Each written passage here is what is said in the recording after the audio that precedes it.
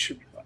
And then we should get All right. Hey, thanks everybody for joining us tonight. I got the coach, Demetrius Gelatis, with us. So we got a Zoom here. Okay. Pretty much that's your Zoom button and that's your regular button. You know what I mean? Those Perfect. are your two, you know what I mean? So I think, what is this one? Like, maybe I set up 3. Yeah, I don't think you need that one. So that's your regular one. Just hit Zoom if you want to get a little closer, okay? All right. And then where's the chat? Yeah, I'll get the chat up. We're going to start here in like 2 minutes. I'm going to get everything ready for Demetrius. His name, we're going to keep score right there. I'll be the red, he'll be the blue. We are racing to 15 Matchroom rules.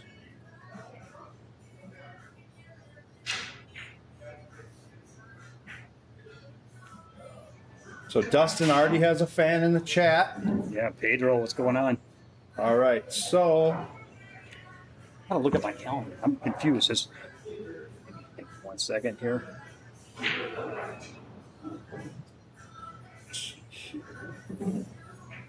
Yeah, Pedro's coming out in June to work with me.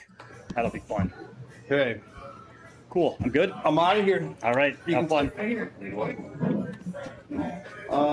Yep, the chat's here. If you wanted to comment at Slate Billiard Club, you could type there. Perfect.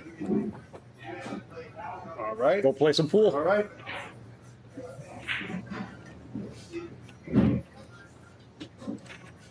All right. Hello, everybody. Demetrius Gelatis here. And I am, I'm looking forward to watching this. We got Dustin Clark versus Dave O'Keefe. Race to 15, big table 9-ball, WPT rules. And I'm sure everybody's going to want to know what the Fargo rates are.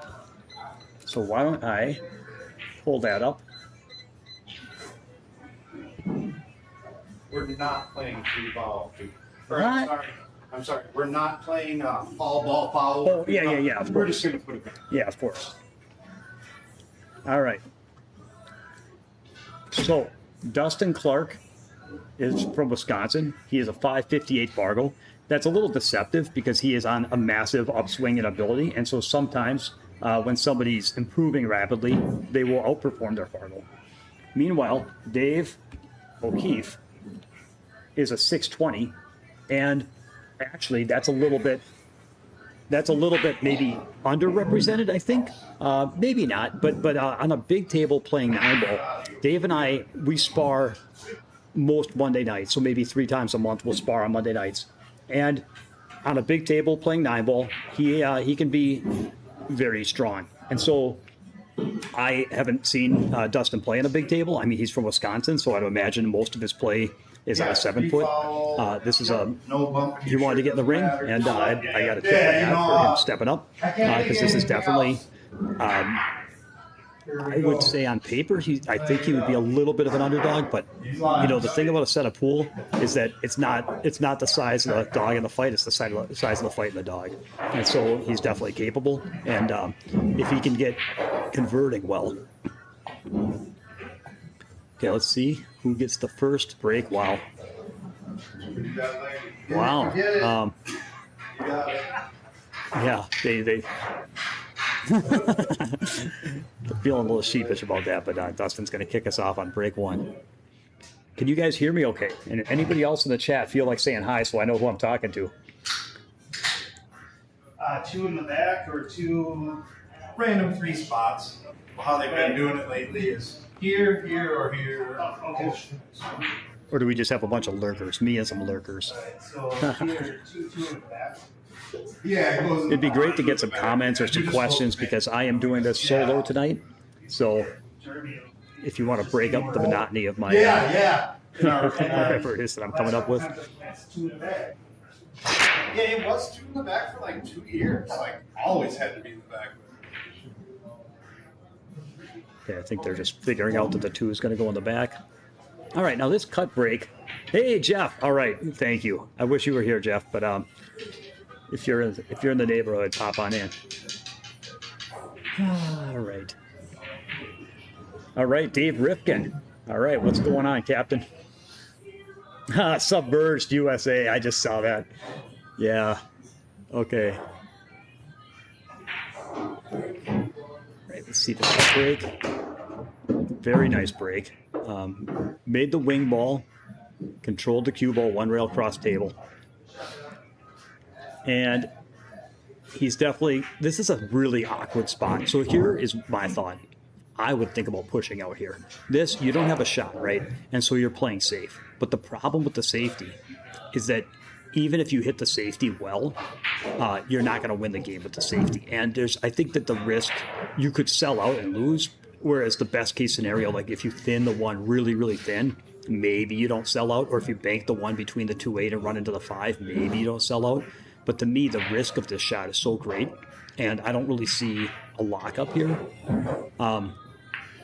So I think I would have pushed out there just to like, I look at the risk reward. It's a shot that I can lose with if I don't hit it well, and I can't really win with it even if I hit it well. So taking that on, I might have pushed out. And even if you just push out a couple inches to your left and just make it a little bit easier to execute whatever it is that you're going to do, that's always an option with a push. If you have something where you don't like it, you can always push like 3 inches and just make it a little bit less awkward and improve your equity 5% or 10%. But he left a shot. Let's take a look at this layout. The 2 ball does not go anywhere. So Dave's either got to try to draw back for the 2-3 combo, or he could run into the 2, trying to maybe play for the 2 up table past the 7. The nice part about running into the 2 and trying to get a shot at it is that if you don't like your shot, you can always duck. Whereas if you play for the combo and don't get the combo, then you can't, you've missed. So would you rather miss or get out of line? And so sure enough, he went for the breakout. And I like that because then if you fail to get a shot, you can always duck. You're still in control. Whereas if you play for a tough combo and miss, you lose control of the table. So I think that's a little nuance about how you can tip the decision towards the breakout. Now, there's still work to do. A couple of things to note. The 4 is laying difficult where I believe it might have to go to the corner, and that's a tough shot on this table. This is one of those shots where if you get straight in on the 4, it's really hard to get on the 5. But if you can't really play for a big angle on the 4 because the shot becomes too tough to pocket.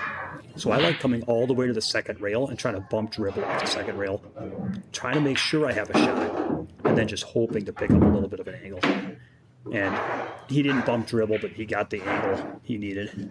And so the final thing to say, this is still a tough shot. This is the final thing to say is that where that 7 is laying, like these are 4-inch holes. And all of these shots are missable. The 7's missable, the 8's missable, this 4 ball's definitely missable.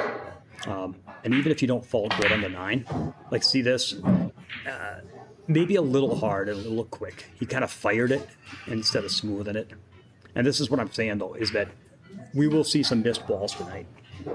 When you're watching 800 Fargo rate players on brand new cloth, they can make these tables look kind of like normal. But when you're watching sub 700 players, or even like me, so anybody that's sub 7, 780 players can definitely. Any ball can be missed, and that adds some suspense and some pressure, and it puts a lot of heat on them mentally, because like where you get on the 7 can be tough, or if you get a little off on the 8 or even a little off on the 9, like when every shot's missable, it changes the game from compared to like if you're just playing on a, ooh, he's going jumping here, okay? So I wonder, there's a shot there. I like a rail first, even if I have to swerve a little. And if you can't make it, there's a cool shot there where you can go rail first and just tick the edge of the 4. And the cue ball goes to the end rail, side rail, and back up table, and you just tick the 4 where it goes like 1 rail down by that green shot. So sometimes like the rail first option there, even if I have to swerve a little bit. But, it's in front of the pocket. You can jump with it also. Dave had ball in hand and got away with a little something there. All right. This is the first rack. It's hard to explain the pressure that, you guys know on a live stream. We've got people watching. They're betting a little money. Dave really got away with one there. I think he was trying to lengthen past the side pocket. Oh. It's saying I'm picking up. Okay, hang on. Let me just see the end of this rack here.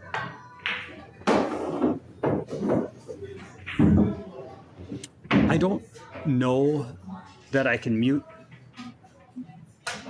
the mic. Let's see, the camera mic. Oh. Yeah, let's see. This is what I'm talking about. This 7 ball shot is a very tough shot.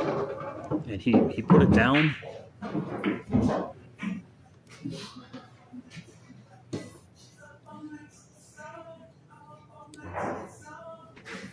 I'll experiment with the mic in between racks. Mr. Bodosa, the racks, hang on, let's see this 8-ball shot. He's definitely in trouble here a little bit. And yeah, it's a big opportunity. He had ball in hand. He was on the floor pretty good and rattled it out and got fortunate to get ball in hand. And then I think he was trying to lengthen past the side, but he shot it hard. And when you shoot a ball hard, the draw doesn't take, and so that kind of came cross table, and he was fortunate not to scratch or get behind the 8. But then he still fell out of line, and off that 7, sure enough, everything is tough. Oh boy. Oh no. So Dustin there, the cloth is a little slippery, and it's a big hiccup because you know, he didn't want to stop and have a shot from near the rail where he could be missed. But boy, keeping things calm. So one thing that happens when you're under pressure is that you get afraid of anything that's missable. And sometimes you overwork your cue ball because you want to be perfect and you want it easy. And sometimes chasing easy results in nightmare. And if he just accepted a little bit more, leaned on his shot making just a little bit more. Okay, so what's he going to do here? I'm okay with a couple things. I don't mind banking this cross corner with the intent of banking it short and then maybe having it go 2 rails to the middle of the end rail. That's one option. Or you could skim the 9 and try to chip the 9 1 rail down by the magic rack and then drag your cue ball with a low ball up table. Let's see here. He's using inside. That's right. Okay. This is pretty good. This is pretty good. Dave is a pretty good banker. I think this is one where on new cloth from outside the kitchen, I think you can cue low ball, bank this ball 1 rail cross corner, and kill the cue ball where the 9's at to maybe leave a tough shot if you miss. That's definitely a good option. The other option would be to try to bank the 9 straight up to the middle of the opposite end rail and just leave distance. From this angle, you've got to beat the double kiss, and it's hard not to back up the 9. So I kind of liked, it's hard not to back up the 9 that way. I think he was playing safe there, but the problem was in order to beat the kiss, he had to cut it backwards too much. I think the bank would have served him better. But I like the approach of trying to make your man earn it, but I just think there, you got to kill the cue ball in the end rail and take your chance. But this is a lot, man. This shot does not have to go. If he was, you think about the shot he had on the 8. And yeah. So Dave did well to leave him distance, and this is a little bit of a patchy first rack, but it's to be expected if I was up there under the heat. So this shot right now, it's under normal circumstances, you'd call this over, but on a 4-inch hole from the kitchen line. But Dave, one thing he does typically pretty well is he can compact his stroke a little bit and kind of too hard, I think. Just a little too punchy. And when you're tight, when nerves get tight, your arm kind of like jerks a little bit, and it's like instead of a smooth, relaxed, medium stroke, it becomes kind of a hitty, punchy stroke. And so, okay. All right, let's play with the mics. I'm going to ask you a question. I've got 2 mics that are on, and so I'm going to turn off one of them, and you tell me if you can hear it.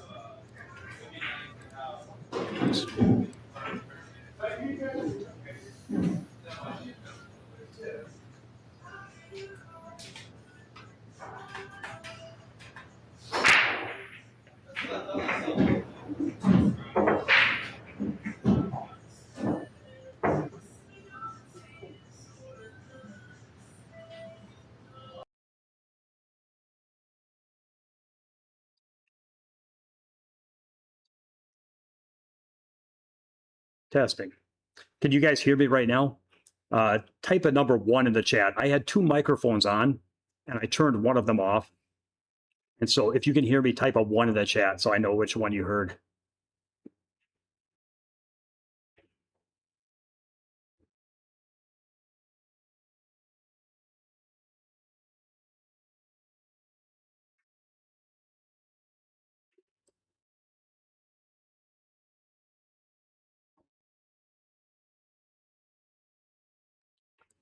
Okay, I'm not seeing any ones in the chat.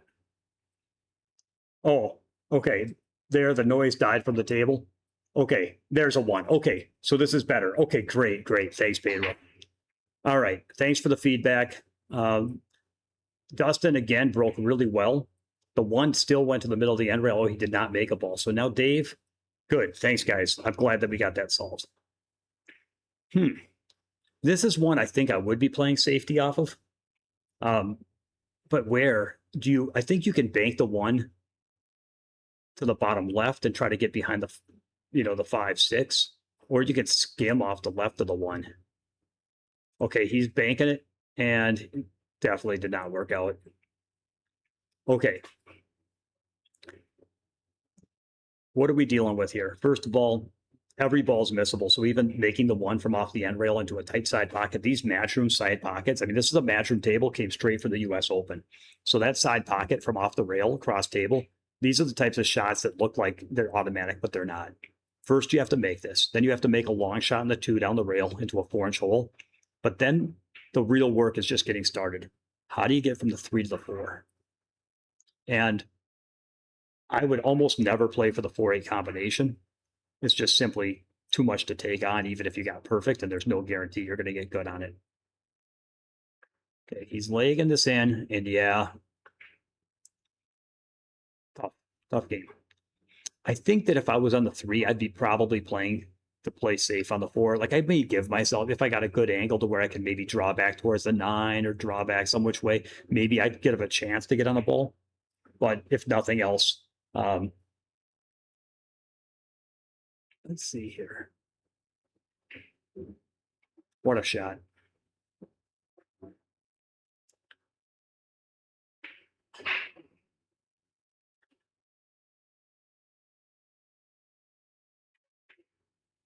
Oh man, he swung at it pretty good, but I think he's just trying to loosen up a little bit. Maybe he was a little tight, and so he's trying to let his stroke out a little bit. James plays pool. What's going on, James?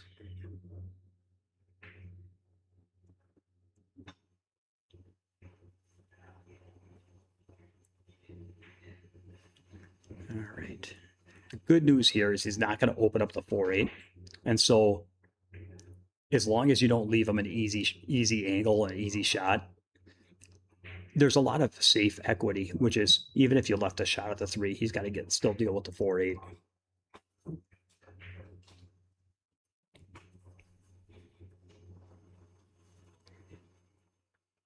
Okay, he's going to try to split on the opposite side of the 5 ball.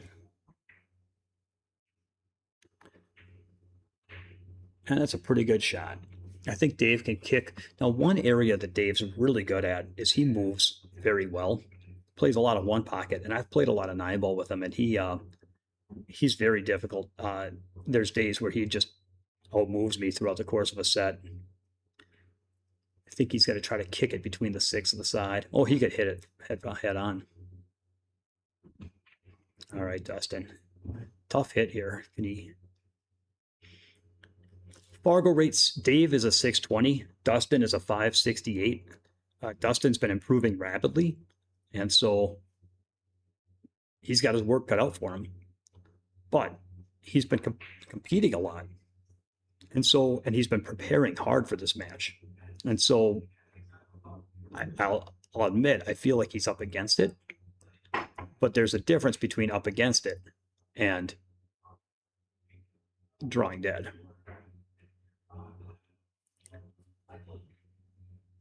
Pedro saying he wants music. I don't understand the music. Do you want me to sing to you? I'm not going to sing. Okay, how do you get from the 4 to the 5? I think you have to play for the 5 in the bottom left corner. I think that the side pocket is so tight on these tables. I just don't think it's reasonable.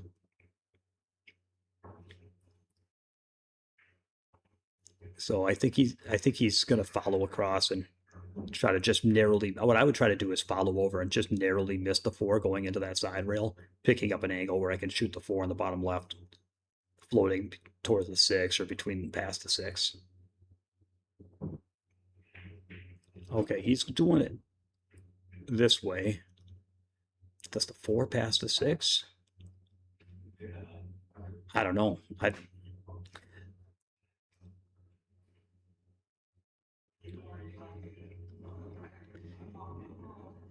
Now this is another time that Dave's had ball in hand, and he doesn't want to. Oh, he's going safe or side. He's going to the side, safe side, miss, sell. Okay, he sold out. Now I say that there's a limit to how many times I want to say this tonight, but these pockets are no joke. Getting on the 5 here is not easy. Getting to, making that 7, making the 8, even the 8 to the 9, there's going to be a lot of distance and running balls down rails and shooting balls from distance in the tight pockets. So under the heat, you just don't know. Each ball, you have to go like ball at a time here. You can't just hit an autopilot. Shane makes it look like he's autopiloting around the table, but boy. Okay, he's going to try to draw to the rail and through the gap, maybe. Okay, I think he's going to be advised to play safety here. You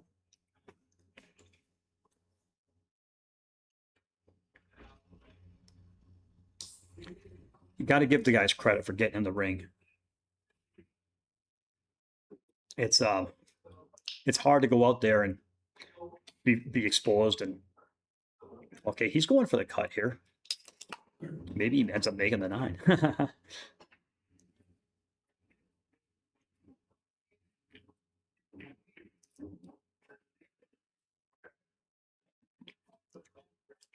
I predict we're going to see a lot of moving tonight, and that this is going to be, it's not going to be an explosive, lots of racks run type of set. It's going to be a lot of fighting, a lot of 2, 3, 4 ball runouts at the end of the rack, a lot of moving on the 4 ball, 5 ball, 6 ball.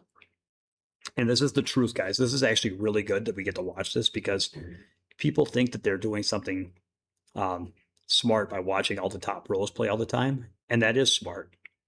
On the other hand, it's really interesting to see where sets like this are won and lost, because it's not about running packages.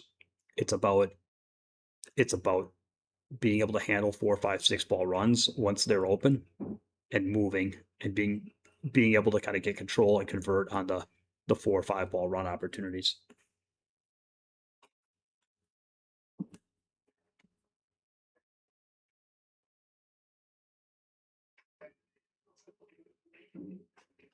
All right. He was trying to thin the ball. So now Dave's got a chance. That 6 is in the very center of the table. I don't think he can play for the side. I think he's going to have to go back and forth for the 6 in the bottom left. And the problem is, if you don't get perfectly straight on it, man, that ball's a long way from the hole. So I think you're going to have a couple testers, even, making the 5, but then putting down the 6 and 7, or just putting down the 6 will be a tester. And if you don't happen to get perfect on the 7, that could be a little testy too. Wow. And even that 5, I almost said it, like even that 5 don't have to go. And I almost said that if I didn't say it. Just remember, every shot, guys, it's hard to compete this way, but you just have to realize when you're under pressure, you have to treat every shot like it's hard, because every shot, it's like running in sand, where every step is a little bit harder than you'd think. Playing under pressure like this, you can't just say, oh, I'll just shoot that ball, go in. I'm worried about the 6. It's like, no, that ball won't go in. You have to worry about the 5. No joke. I mean, I'm not joking. You just saw it.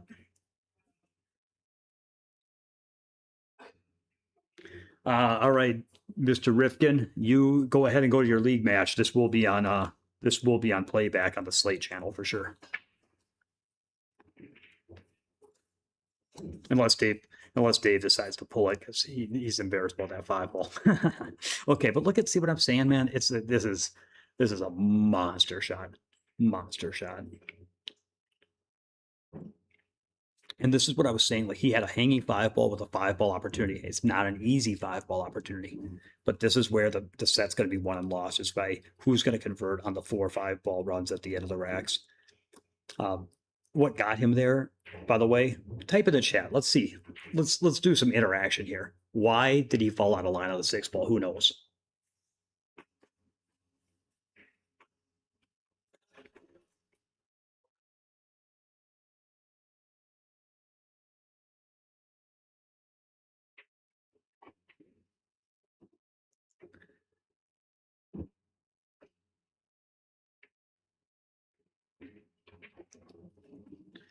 All right. He missed. He did not leave anything routine. I think this is one now where Dave should just go all out to put the 6 on the middle of the end rail. Like, and don't even worry. If you happen to get behind the 9, you happen to get behind the 9. Okay, so Jeff Austin. Hey, my man. Jeff Austin says he hit it too thick. That's part of it. And then tip instead of rolling. Or 2 instead of rolling. Oh, hang on. Let me look at the 6-ball shot. This is going to be good. He overhit it, though. Look at how hard he hit it, man. Holy, not a good sense of speed. I'm sorry, Dave, if you watch this back, but like, I think maybe he was excited about getting the cue ball and he just, but man, I think that his arm is not dialed in yet, because that's what I was saying, kind of like the last shot on the 9 that he jarred up last rack, where he kind of like hit it, and the 4-ball he missed the first rack where he just kind of hit it down the rail. I feel like he's kind of spazzing and his arm is jerking, and it's just a little bit too hard, a little jerky. Yeah, these now, Dave, that's a big opportunity, because now I'm not saying it was easy. I'm just saying whoever gets this game, like, these games are big. If you want to talk about what wins and lose sets, who jumps out early and settles in, like, those are some of the big questions. Pool's a momentum game, so whoever gets the momentum first is going to definitely put themselves in a position to gain a big lead. Okay, so my opinion on that 5-ball, you have to remember this is fairly new cloth, and new cloth.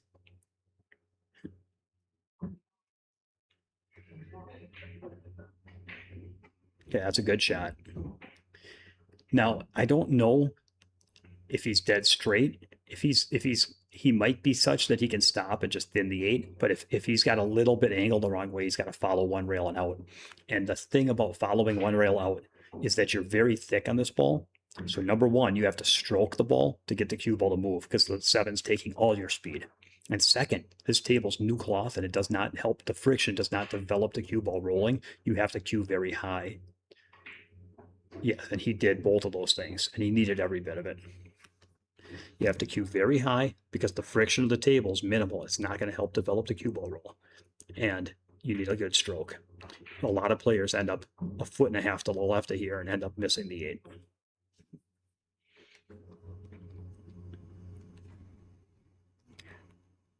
Okay, let's watch this. I'll talk about that 5-ball shot after this rack. Smooth. Okay, it's a little quick. I don't know. It felt quick and punchy. I was looking. I even said smooth because I was afraid of that. Like, I've watched a lot of pool guys. I'm pretty dialed in right now, and I just felt it. I felt that he was going to punch at that ball. It was a real short, punchy. Yeah, James, I think that on a newer cloth, I think that sliding across is fine, because you don't have to hit it hard to keep your slide on a new cloth table. And so this tablecloth is not brand new, but it still plays pretty slick. And so I think the stun was calm there. I think he took if you guys want to go back with your arrows on the screen, he took like a 4-inch swing and accelerated with a real jabby, pokey acceleration. He kind of hit it like a little hitty. And he needed to take twice that long of a swing and go really long and slow and soft. And, okay. Yeah, I think I didn't even look at that shot. I was still thinking about the 8-ball miss, but that was a really tough opportunity to both make and get shape. I would have been tempted to play safe there, maybe thinning it and go try to get beyond the 9 some which way. But now this shot here, I mean, it's a tester. No doubt about it. Tougher than his last 8-ball. Now he made it and did not scratch. And this has got to be, what are your odds to make this? Dave shoots really good off the rail, though. I make him the favorite, but you can't be more than 70% here. Yep. And now what Dustin has going for him is that he got a gift on the first game with a hung 9-ball, and now he's got a kind of a gift here. And so this is where, man, it's tough though. I don't know what's going to happen. On a bar table, I would consider it already made. On a 9-footer, this is not automatic. Ooh. All right. It went down and we got Dustin Clark up 2-0. And guys, this is why it's fun that it's a race to 15. We got a lot of pool. We got a lot of pool in front of us. All right. So when we, this 5-ball, the 5-ball shot where Dustin fell out of line, it's overspin, guys. So what happens is when you shoot a high ball and a full rolling ball, your cue ball's fully rolling and it hits a ball thick that's near a rail, the thickness of hit removes all the speed off the cue ball, but leaves the spin. And so the cue ball goes from a natural roll to kind of an overspin where it's peeling out a little bit with forward roll. And when it hits the rail, it's still trying to roll forward, and that forward spin checks the speed and kills the speed. So if you guys want to experiment, put a ball in the jaws of the corner, shoot at it thickly with a high ball, and watch how the cue ball hits the ball full. And instead of bouncing off the rail naturally, it kind of dies and either doubles the rail or just checks up and dribbles slowly off the rail. And so that's what happens. So Jeff Austin, absolutely correct. If he had hit that ball thinner, then the cue ball doesn't lose the speed so much, and the spin to speed ratio is not impacted, and maybe the overspin doesn't take and check it as much. And so a thinner hit might have worked. Otherwise, he might have had to stun the ball some which way to get it out of there. As far as the comment about too much top, I don't think so. I think that unless what you're saying is well, top instead of rolling, top results in a roll. So I'm not really sure what the comment means. I don't think that's quite right.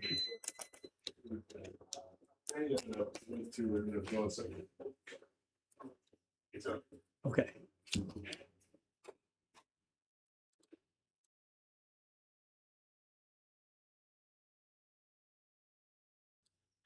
All right. So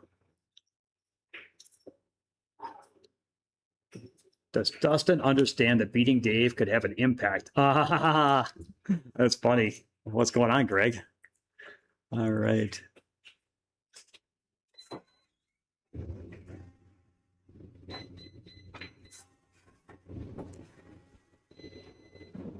You ready to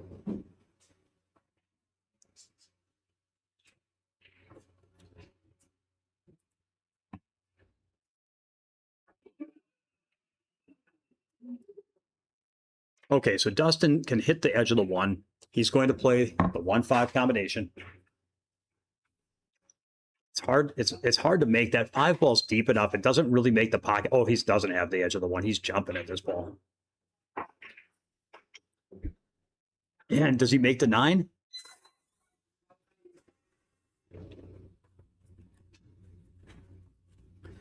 All right. Man, I don't know. That's a long way away. I feel like he's got to be the favorite to make this combo, but he's back cutting it from distance. But you got to feel like he smells an opportunity here. Like this could be one of those, like sometimes you just need a little good fortune to get things started. And maybe he's excited that he's got a little chance here to get on the board. What a shot. Yeah, it's a funny game, man.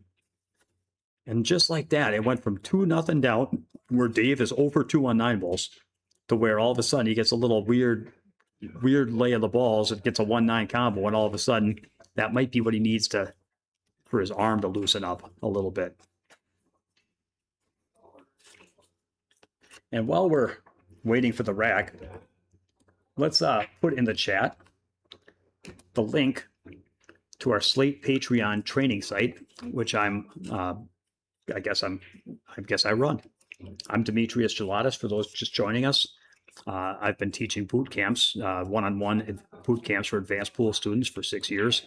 And I've been, for a year now, been running this online training group. And we've got quite a few members: Jeff Austin, Greg Shearer, Pedro, Jeff Watts, Captain Rifkin, Subverged USA. We've got a number of the guys from the group here in this chat. But if there's any of you in the chat that aren't a member of that group that would like to train some pool, please click the link and check it out. $20 a month. And I can read some testimonials. I brought some with to read. So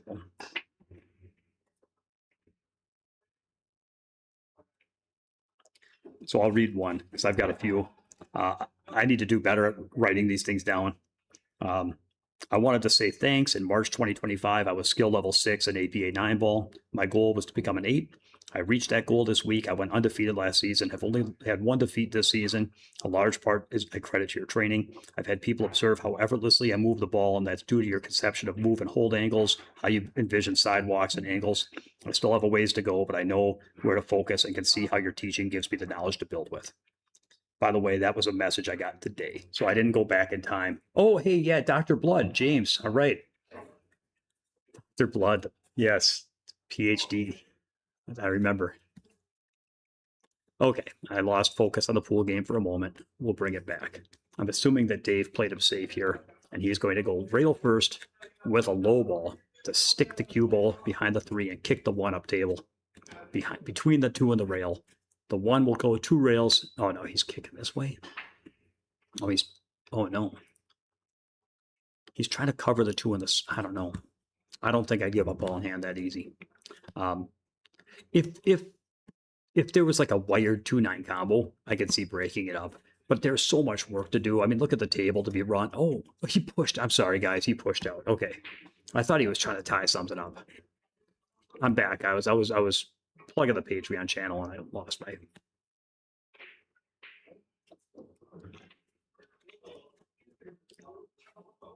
Yeah. All right. That was not a very good shot. I don't know what to say. He hit that real thick. He needed to overcut it. So if you overcut the bank, so the 1 goes 2 rails to the end rail, and then the cue ball goes further up table. Instead, he undercut it, left it in front of the corner, and ran into a ball. So things are not. His arm is not loose. Dave's arm is not loose. All right. So that. Yep. I think he had to hit that little bit lower, a little bit softer, a little bit thicker. It kind of, you need to kind of float, almost like a stun draw. You almost have to, and I think he caught it then in the pocket. Okay, in any case, let's see what Dave can do with ball in hand. Clearly, the 2 to the 4 here is a monster. I'm sorry, the 3 to the 4 is a monster. And it's so tough. I don't see anything better than just try to, follow over and just dribble off the rail and just leave yourself a cross table stun, and you might even have to just draw straight back. But at some point, you got to do what you got to do. There's no bargain in like shooting the 2 and trying to follow into the 4 and kick it in front of the pocket. That's no bargain. I think you just have to do what the table demands, like this. Now he's been over hitting these, and so if I was able to coach him in between racks, I would tell him shots like this. You have to hit this like a third as soft as he's been hitting them. You have to cue this with low left, and you need to like finesse roll the ball down the pocket. You can't hit these. You got to finesse these. Otherwise, the draw doesn't take, and you just go straight into the 7. Like, oh, sorry, guys. All right, he ran into the 7 and came off the 7 and ended up with a shot at the 4. But like, so James, you asked about the 3 foul on that 2 ball. It depends. Like the idea of playing safe on the 2 and it's not out of the realm of possibility. But I think I would have to go for the run out there. I mean, he did get good on the 3, and really, if he'd hit that shot half the speed he shot it with, and just cued it a little bit lower, I think he would have been fine.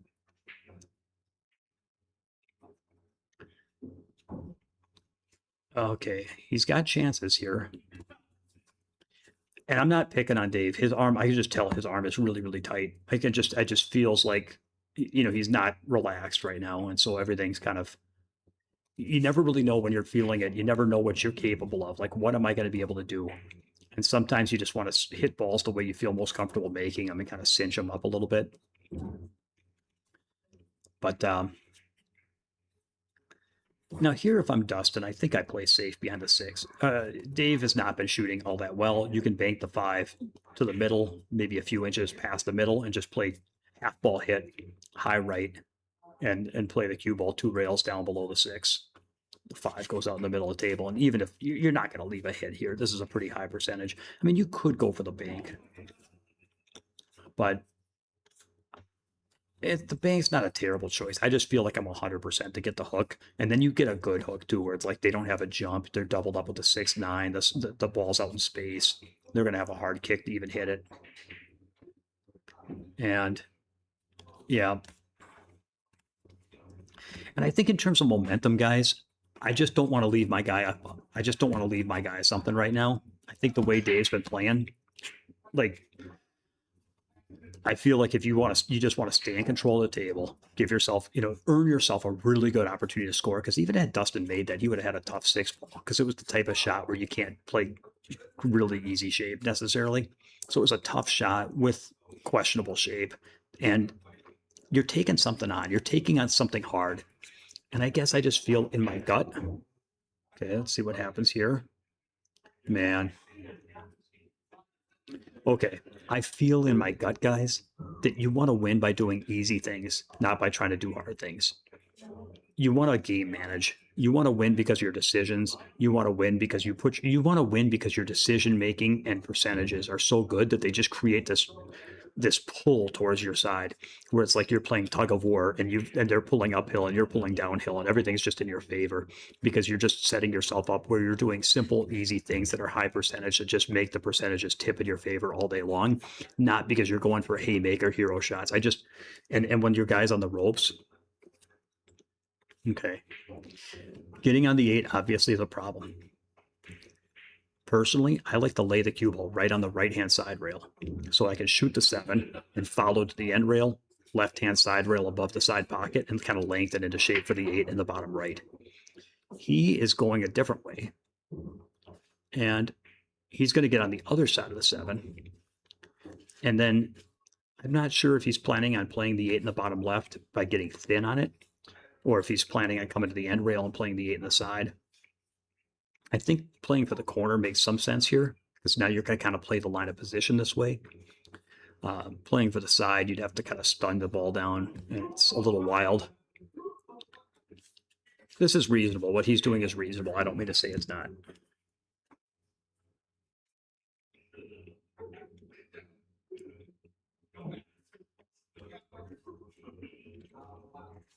It's a big game, guys.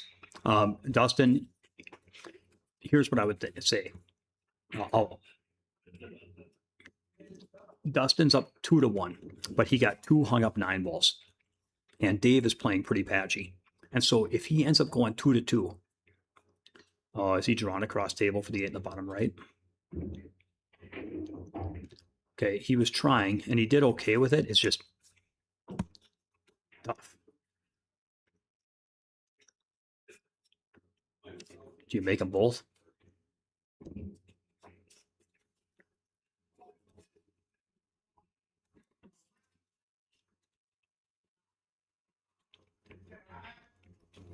This is a pretty big moment in our set, guys. I know it's a long set. Okay, good shot. He came away with another good shot. It's nice that he got so close to straight. Let's see how quickly his arm moves here. Let's see if he can keep this smooth.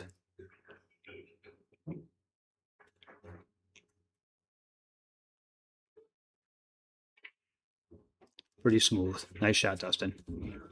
So the reason that's such a big opportunity, you got to think about it. Dave's playing pretty patchy, missed 2 9-balls, and has scratched repeatedly and failed to convert with ball in hand and sold out on some moves and missed some shots. Like he's really, honestly, really pretty patchy. If it had gone 2-2, then you got to look at it and say, you're the lower Fargo rated player. And if the guy's playing as bad as he can play and literally missed 2 9-balls and hung up 2 9-balls for you, and you're still 2-2, and if you can't get a lead when your guy's at his worst and giving you 2 games and you're still 2-2, what are your chances of beating him in a race to 13 from there? Like really. And so I felt that was critical because by getting up 3-1, he's got a tiny bit of margin. He keeps the pressure on Dave. He makes it harder for Dave to loosen up. And, Dave at this moment is still probably going to start playing better, and it's going to be real tough for Dustin to win. But if he'd been 2-2 and gotten away with it, and he could be like, look, I'm playing my worst, and I've hung up 2 9-balls, and it's still 2-2. Like, why am I worried? Like, that's the kind of thing that could just, let that momentum really, really get away from you. So Dustin's got the momentum, but he's not going to win.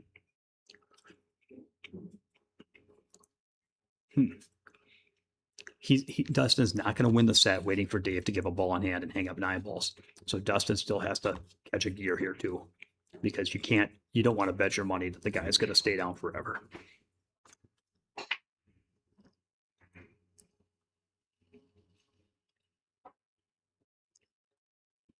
All right. We're going to get a little moving here. I like shooting the 1 to the left. I like hitting the 1 to the left, maybe even towards the 3 ball, and then swinging a few rails beyond the 5. That's a pretty cool shot. I feel like sending the cue ball off the left side of the 1 is kind of reckless because the 8 is so big there. I really like coming off the right side of the 1.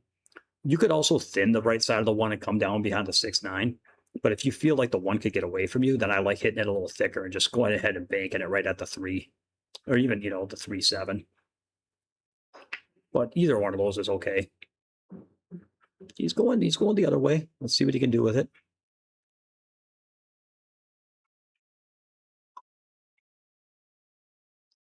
Okay, well, it came off the good side of the 4. At least it didn't sell out anything easy. And it tied up to 2-4. So we're going to see some moving this game. All right. Brian is jumping in the chat saying he likes the other mic on. So that's the first vote for the other mic. I'll let you guys fight about it in the chat, whoever wins. Okay. That shot there, I think he was trying to thin the 1. But I think of what Grady Matthews said, trying to bunt roll a ball table length on a 9-foot table is almost always disastrous. I think he would have been better off banking the 1 up table past the 6 and just letting the cue ball go where it goes and just playing the 1 ball to the opposite end rail like the snooker safety. Unfortunately, the 3 ball's covered. So this is not the kind of opportunity where you figure the guy is likely to run out. However, if Dave can get going well, he doesn't have to run out. He can make the 2-4 combo. He can make the 2 and play a safe on the 3. And if he can get up table and bury him behind the 7, like he could definitely stay in control. So when you're in a spot like this at the table, you have to you can't get complacent just because the 3's tied up. You got to realize it's still a massive advantage to get to the 3 first and be the guy that plays that good safety. Now this is a funny angle to try to get on it. I don't know that you can follow to the end rail with high ball. And even if you can, you'd have to swing multiple rails between the 6 and the side to try to get on the 3. You could even think about playing safe right now, because how do you get on the 3 to play a safe? He is going high ball, 3 rails up table, trying to beat the 6 and beat the side. And he did. He beat the side and the 6. That's exactly how you can do it. And now he's going to chip and try to get behind the 8. And that's a good shot. That's a good shot. Ooh. Okay.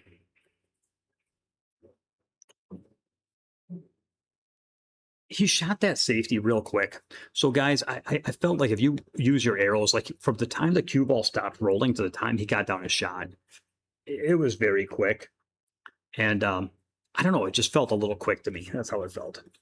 What's going on, fam? We got fam in the chat. All right. Still not a very easy shot. Oh. All right. And again, not easy position, even if he'd made that. Now, Dave is going to have to probably kick at this ball. But he's very capable here. I bet he's the favorite to kick this in. It's pretty deep, though, guys. It's pretty deep.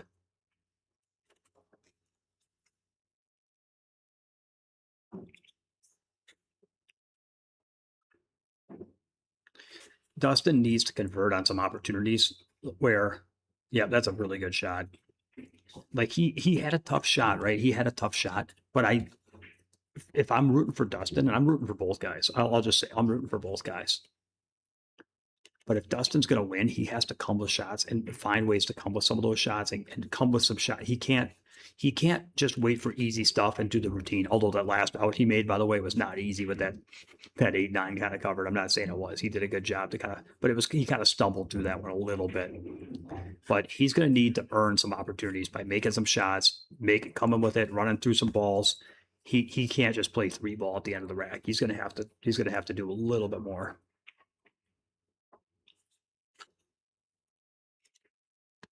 And I think that the chances that Dave's gotten, even though he's messed up a few, because he's gotten so many chances, in terms of like, you know, right or wrong, he's just gotten some chances. I think little by little, he's going to loosen up. Oh my goodness.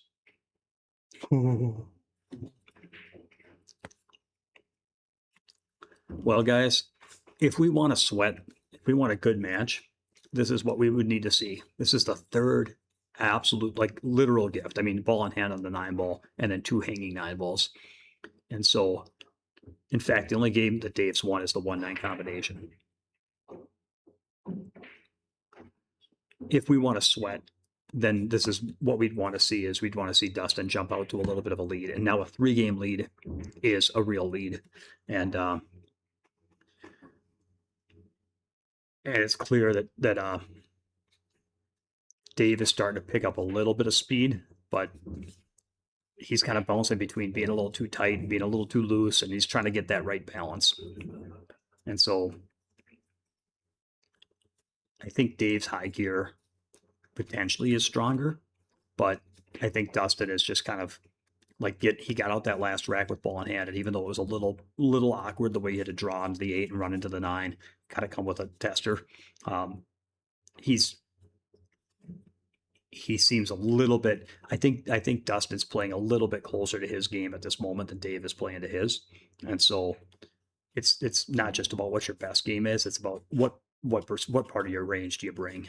And Dustin's bringing not his best game. I wouldn't say this is Dustin's best game. He's got more he could do too, but he's not fighting things quite as much. So what do you guys think of the chat? What do you do when you're sitting where Dave is, where you've sold out 3 games and you're either too tight or too loose? Like, what do you guys do? How do you turn it around?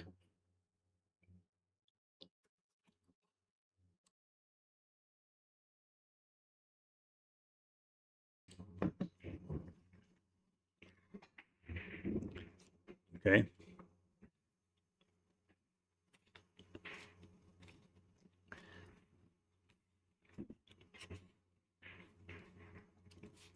Well, this is a push out. So where are you going to push to? Unless unless you can get through the gap and play a safe, which I don't know about that. I mean, if you can hit the 1 and bank it cross corner, take a 2-way shot, I'd be okay with that. Or if you could thin the edge of the 1 and 1 rail it behind the 7. So if you can hit the 1, I guess I'd play it.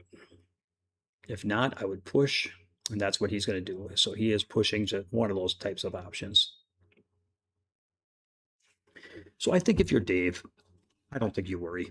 Like, really, I don't think you worry at all. I think you come to the match and you just expect that you're going to make some mistakes and sell out some 9-balls and, you know, play a little patchy out of the gate, and you just budget for that and just say, that's not what you're trying to do. But if that happens, all right, Dr. Blood, thank you. Good. Everything is good, or you're looking at it wrong. My man shows me that that's really encouraging.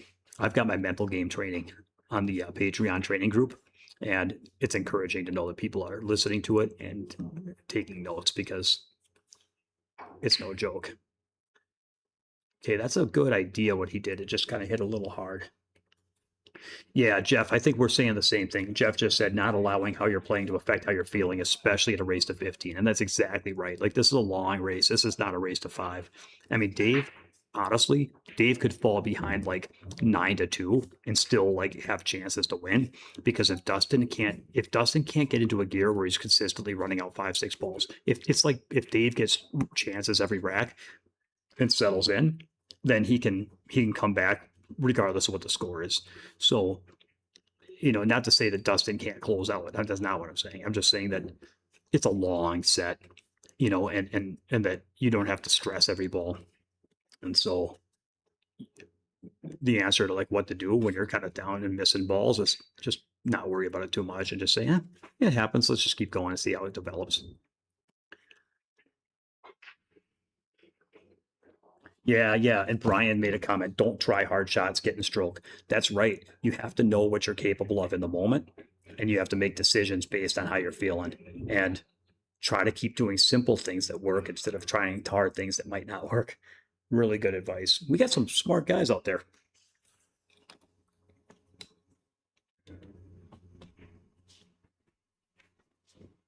and Jeff Austin. Just come on, I'm having fun.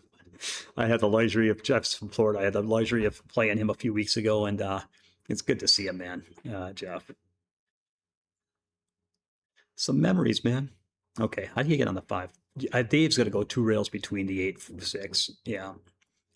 Sometimes I go 4 rails, but I think 2 rails is probably right there, but it's definitely not flowing yet. Yeah, 2 rails was right. I looked back at the replay. 2 rails was right there. This is just tough. I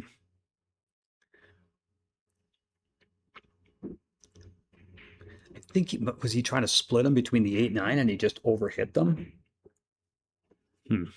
Okay. Now here's a shot where I 4 rail to 4. I shoot straight through the 4 with a high ball and 4 rail to 4 to the end rail and go beyond the 5 7.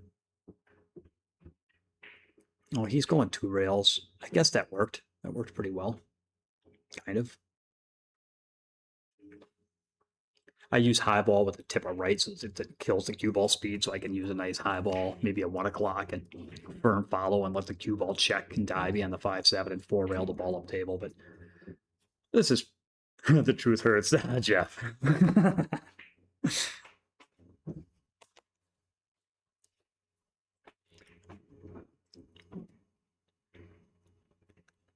Yeah, I say that a lot because I took that from Ben Feingold. He's a chess commentator from St. Louis, Missouri, and yeah, he always likes that saying. So oh, all right.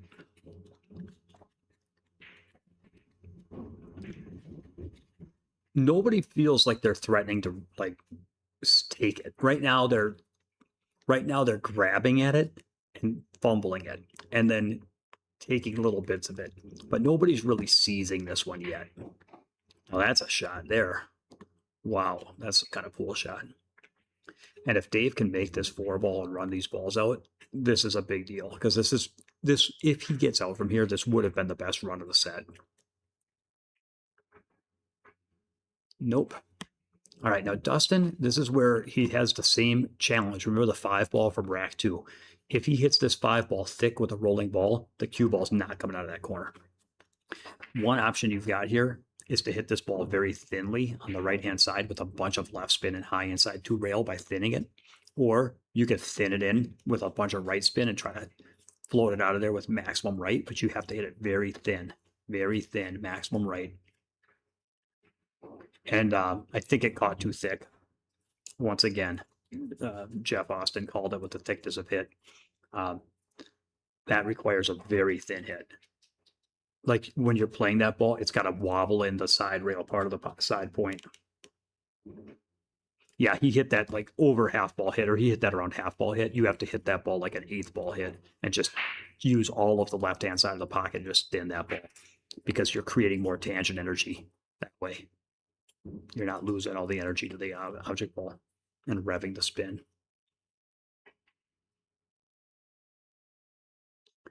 Yeah. And those details matter because then you don't get as good of a shot. He created a balance beam and he's not crossing all the balance beams right now. So like this is a big, big, big opportunity. 5-1 and a good run out would have been really, really crucial. But 4-2 and waiting for 9 balls to be hung is not going to get the set done. And it takes so much pressure off Dave to know that you're going to get more chances. Like it's just when you fumble and when you're giving your guy lots of chances, even when he's down on the score, he just feels like, well, I'm getting so many chances, I'm sure I'll be okay. But when you start punishing him and not giving him chances and converting, it just really, your mistakes fuel your opponent's comfort level. All right, see if you can put this 8 down. Ooh. All right, this is a big.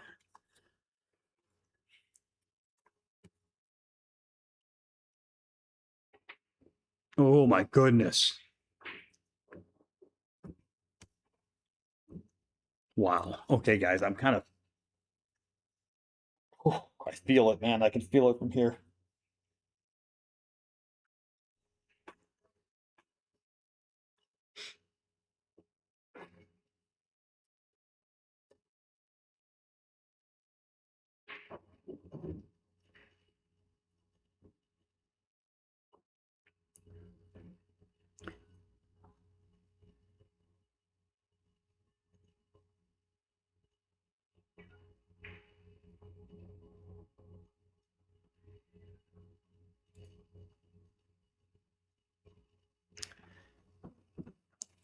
The truth hurts, Jeff. The truth hurts.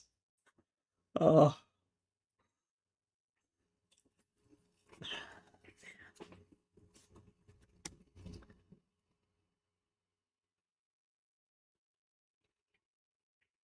Oh my gosh. Well, it's a hard. Did he leave the shot at the side? I thought he was going to leave him hard, but I think he left him a shot at the side. Ben Gates Media. That'll put you on tilt. Yeah. For the world to see, man. Sometimes it's hard. The funny part, though, is that if these guys, I'm sure both these guys are going to go watch back and listen to the commentary. Hang on, let's see the 9-ball shot.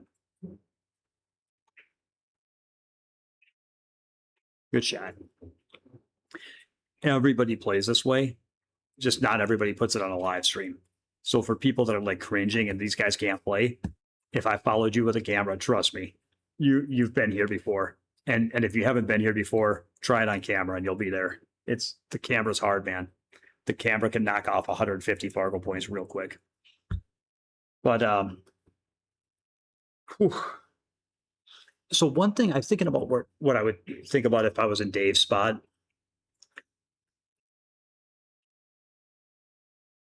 Sometimes the game goes sideways where it becomes 100 times harder than it normally is, where shots that you would normally never struggle with become like monstrously tough.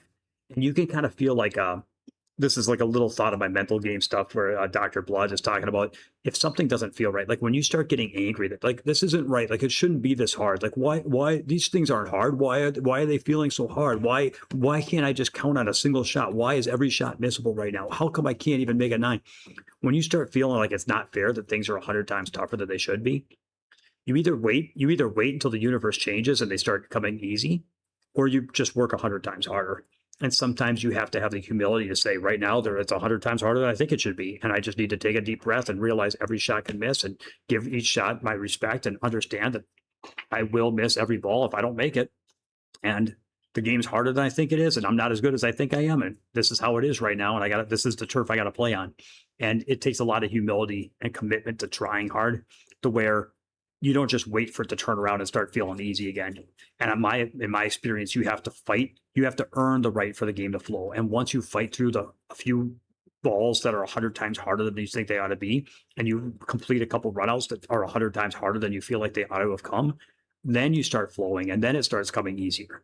But you have to make you don't get the smoke until you make the fire. You have to put in the work, and then the flow will start. I'm not a guy that just believes in kind of like freewheeling and waiting for it to turn around, but it's hard in Dave's defense. Like he was grinding hard and then he started trying to loosen up to try to catch a gear, and it's hard to turn around momentum, man. That's it. It's hard to turn around momentum.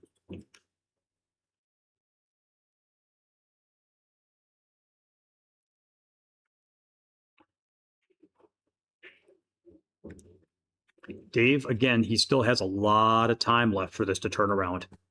And he has a lot of runway to get, yeah. And he has and he's been getting a lot of chances. Like Dustin is not, he's giving him a lot of chances. Not easy, I'm not saying Dustin's like selling out and making bad decisions and playing terrible. I'm just saying Dustin hasn't seized it.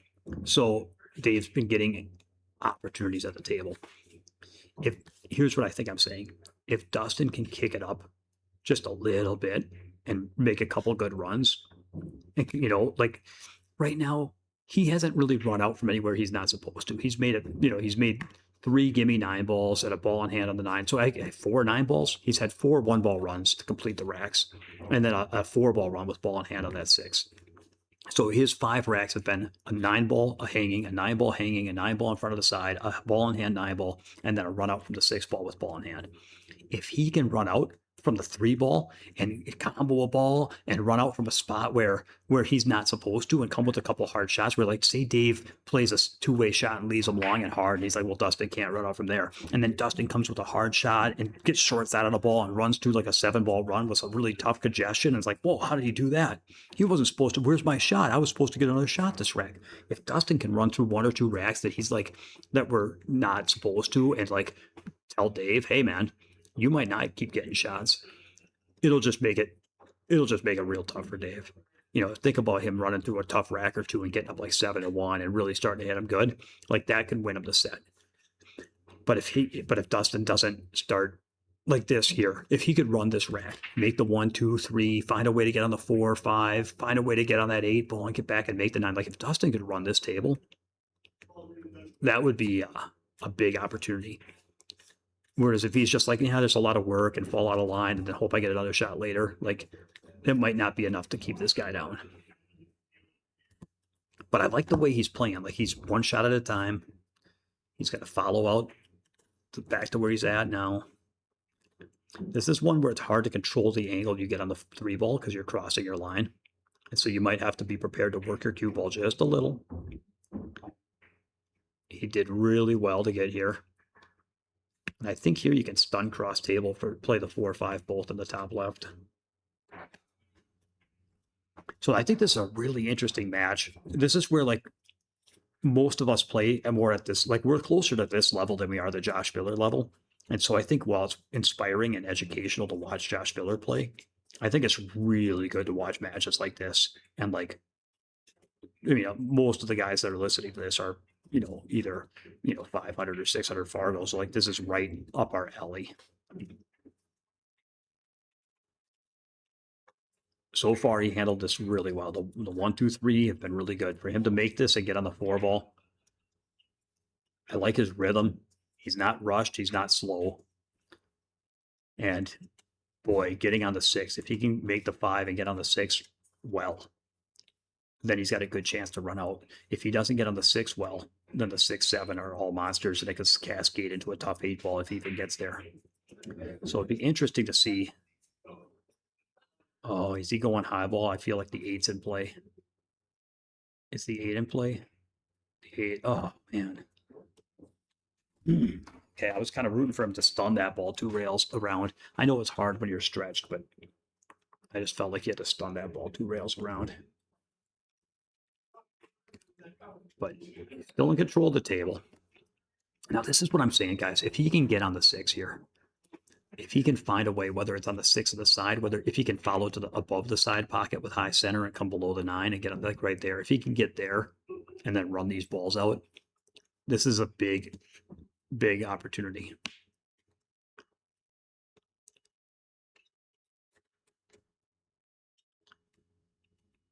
Nobody's going to give you 15 racks. You're going to have to earn it.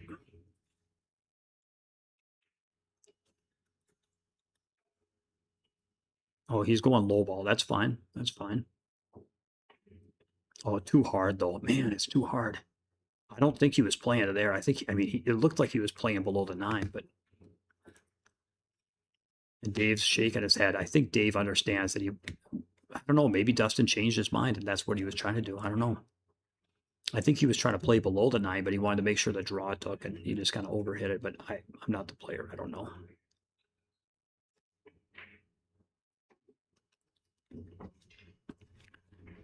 Right. Now, I like keeping an angle above the 8 going to the kitchen line, just like he's looking. But this is fairly thick. And you want to make sure it's better to get a little flat on the 8 than too thin where you can't make it, right?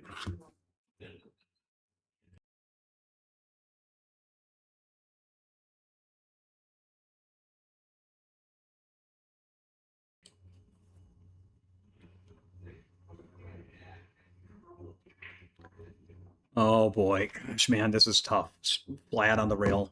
Now he's got enough angle that he can use high inside here. But boy, this ball is going 2 rails at the side. It's going 2 rails at the side. So I do not try to play the 3rd rail here. I'm a big believer in going to the 3rd rail bump dribble in general. But here, I feel like you're bringing the side into play. You might even hit above the side pocket, like 3.5 diamond. So I go 2 rails with high inside here, and I go 2 rails right down the line of his cue. But instead of playing to the 3rd rail and out, I just float it across the middle line, and I accept that I'm going to have a tester on the 9. I'm not trying to get, plus you keep the shot calm. You don't rattle the 8. You don't get quick with this. Don't get quick with this. Smooth. Okay, he went to the 3rd rail, 3.5 diamond. So I kind of felt that one correctly. And that was ridiculous control, by the way. Man, is this a big shot, guys? I can't even stand it right now. This shot is way harder than it looks on the screen. Way harder. You're elevated off the rail and on a tight pocket, and sometimes it just feels like you can't quite get the cue to go straight where you want it. Okay, that's the run, guys. That's the run. Dustin made this is what I'm saying. That was the first run out from the 1 ball in the set. And he may be 568, but look at that. He didn't just run out. Let's talk about what he did. He made the 1-2, picked up a good angle on 3, made a really nice pivot from the 3 to the 4. Ended up funny on the 5. I don't like the way he shot the 4, but whatever. And then I don't know if that was his plan on the 5 ball, but he somehow got on the 6. And then he came with some really good shots. The 6 ball was not an easy shot to just pocket. He smoothed the 7 in. And then that 8 ball, I might not have played it all the way to the 3rd rail, but he felt it. He felt that he could beat the side and get to the rail and out. And so he got there, and then he stayed calm and made the 9. That's kind of highlight reel, honestly. Like if I'm Dustin, I feel really good about that. And all of a sudden, he's got a 5-game lead, and his arm is smooth. And this is what he needed. Because when you got your guy down, like there's a point at which Dave can't come back. But he really, like, what's the point?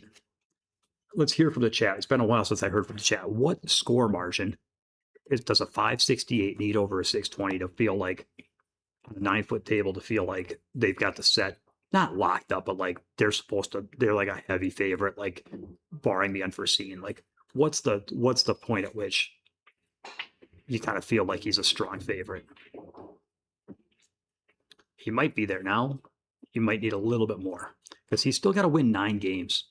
And if Dave starts playing well and converting and managing them and puts heat on Dustin, like 9 games is a lot of games left to win. So I don't think Dave's out of this yet. But like, when's Dave out of it? That's what I'm asking.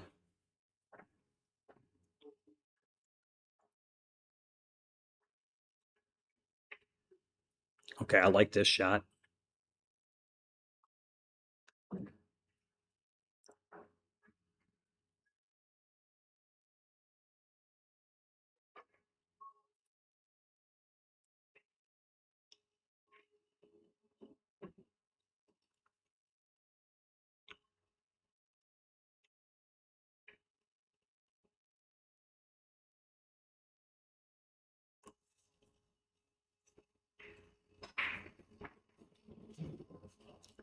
Ten to 3, he can still come back. Cue ball control sometimes. What's going on, Dennis? We were just talking on the Forebears. I was chatting with you in the Forebear stream. My man Danny Olson took 2nd place to Steve Holm. 10-4, 10-3. Yeah, I think he needs to get past 10. You know, maybe 10-3, 10-4. I mean, he's definitely a big favorite from there. I think 12. If he can get to 12 with a big lead, like 12-5. I think if he's up to like 12-5, I think he needs to be 3 games away with a big lead to feel like the set's his.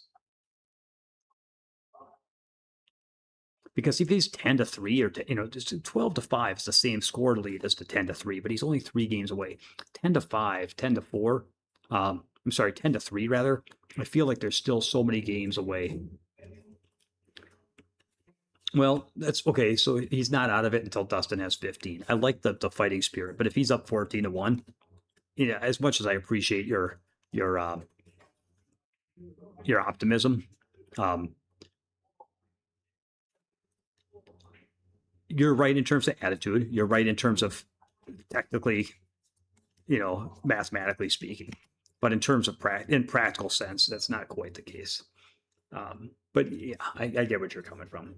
That is, you're looking at it from the stance of what type of fighting attitude should you have at the table. I'm looking at it the stance of like, you know, when does the betting odds change to where even if somebody said, hey, I'll give you 5-1 and take Dave, you're like, nah, or I'll give you 5-1 if you take Dave. You'd be like, nah, I don't want Dave from here, even at 5-1.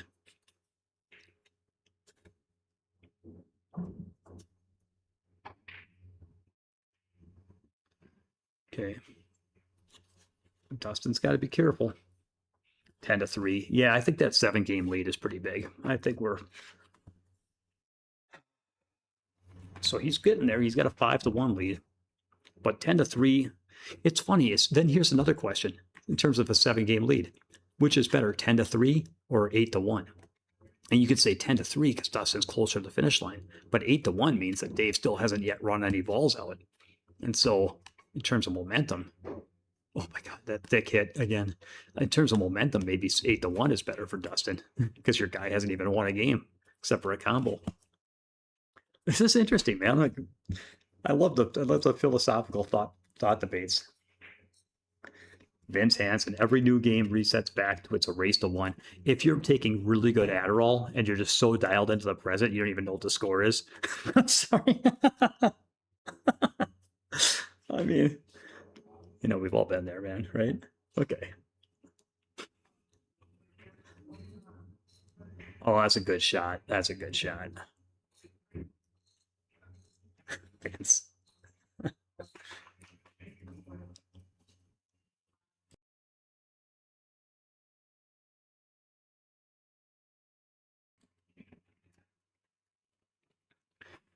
I wonder if he could do the same thing. He might have just a cut at this.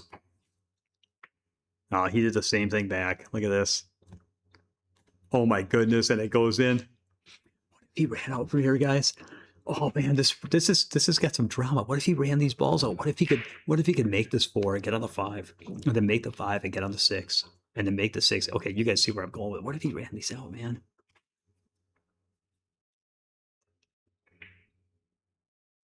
Oh no. Oh no.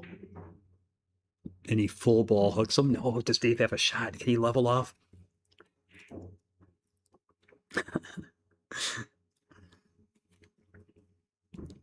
Well,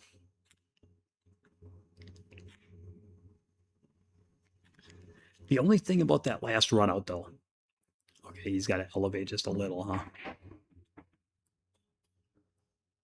Oh, look at this. Good shot. And of course, look at where it's going to get. It's on the end rail. Frozen. Now, if you told somebody to jump over half a ball and stun 2 rails and come within a millimeter of the end rail, they could never do that. But when you just need to not be frozen, guess where you get?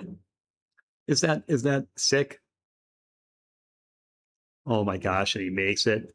And now he's frozen again. He's going to run the whole table frozen off the end rail or the side rail on every shot.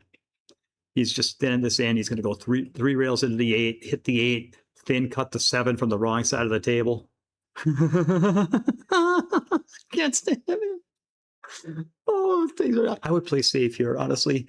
I don't know, man. Is he cutting it in? If you can cut it in, maybe. Oh my goodness. He used 2 tips of right and 3 tips of anger. Oh my gosh, he's on the end rail again. I can't take it. Is he going to the side here? Going to the side? Oh.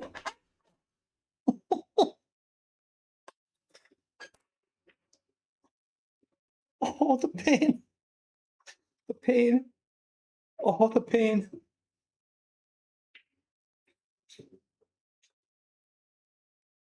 Oh, the pain. It'll be over in 10 seconds. The pain will be over. I need 10 seconds, guys. I told my kids, when you stub your toe, just count to 10, because by the time you get to 10, you won't be in pain anymore. Oh.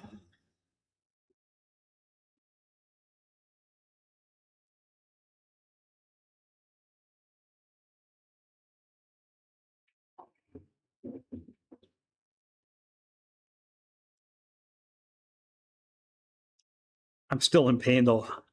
I lied to my kids. I need more than 10 seconds. Oh, Dave. I'm sorry, brother. That hurts. Yeah. The only thing I can say to Dave that's encouraging is that he's making me feel a little bit better. I have sets like this. And in fact, you know, Dustin was out at Derby City this year, and he got to watch a couple of my sets. And there was a match I was playing upstairs. And I was so snake bit and helpless. I was totally ineffective and just, oh, It was so bad. And then all of a sudden, I remember, I forget exactly how it happened. Like maybe the guy had me down like 4-2, or and I was like, or maybe the guy had me down like 3-1, and I was facing a 4-1 deficit or a 5-1. Like somehow I was behind and playing terrible. And then the guy like made a mistake, and I somehow like got to a rack, and then everything changed. And all of a sudden, he never won another game. And I want to say I got him down like, all of a sudden I won like 6 games in a row. I got him down like 7-4, and he just forfeited the set or something. Dustin, you might have to remind me. I don't remember what happened, but I think you were watching that set. And so like I was playing every bit as bad as Davis. Like it was just frustrating and helpless, and I couldn't quite get things to go right. And then all of a sudden, like it turned around. So anyway, I still play a lot of sets like that. So you're not alone, Dave. You're just not afraid of admitting it. Jeff Watts, the 100-year-old concrete, the red and yellow paint looks awesome. Have I ever played on concrete for several hours at a time? You know, I have, Jeff. Seco Verani's is usually on concrete, and I used to play that all the time. And I've played a lot of tournaments that were in rooms like this. I used to never really notice it when people, like, I never really got it when people would talk about playing on concrete. I'm like, I never really noticed it. But I used to be a lot younger and a little lighter, and so maybe nowadays, maybe the concrete would be a little bit more taxing. Phaedra, I'm glad somebody's enjoying this. If there's ever a person you want to throw on the mic by themselves, I'm not for everybody, but I'm rarely at a loss for words. So the one-man band up here. All right, so this 3-ball doesn't go. You try to break him though, maybe. And if you don't break him, well, look at this. He did break him. What a shot. Now look at this though. The 6-7 doesn't go. So you got to make the 3. You're going to end up with a tough shot on the 4. There's just no way to get a good shot on the 4. Like there's no way to get an easy shot on the 4. So you're just going to have to float back and take a big angle. I just float back. I would not try to get straight. I would try to just keep it in the middle like this. Because you want a big angle. He can maybe stun it back to where he's at and get a big angle on the 5. Maybe even a little bit more than where he's at. He's been hitting these punchy. Let's see if he can lengthen his stroke and swing slower. It was a little short, but it wasn't rushed. I would have liked a little more angle. Do you go between them with high center and a big swing, or do you try to play for the combo? Okay, he hit that a little thick in the pocket. And now he's got to play safe here. Can he thin this combo in? Maybe. But see, the way things are going, guys, I don't know. I guess you have to be at the table to feel out how safe it is, and he's playing safe, yeah. Good shot. Good shot. That's the right move. But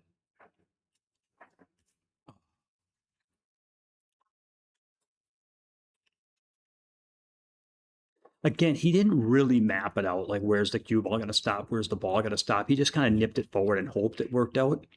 And sometimes you got to do a little bit more than that. Sometimes you have to think about like where's the cue ball going to end up, how far is the 6 going to go? Should I cut it just a little bit to have the cue ball follow a little higher on the rail, or can I get the cue ball to come off the rail and then back beyond the 7? Like he kind of got a little quick with it, but all right. Now, Dustin elevated at that, and I will tell you, Dustin, if you watch this back, I think on a bar table, that could be, you could argue to do that on a valley, but this is a 9-foot Matchroom table, spearing that ball with a lot of elevation. I think you're better off leveling off and making it, even if it meant banking at the 7 or playing safe off the 7.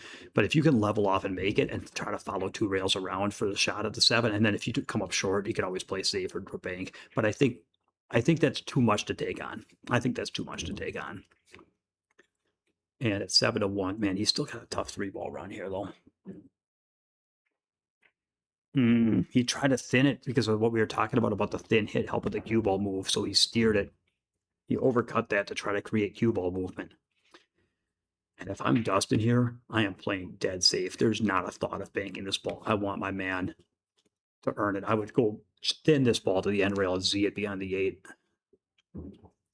Make him suffer.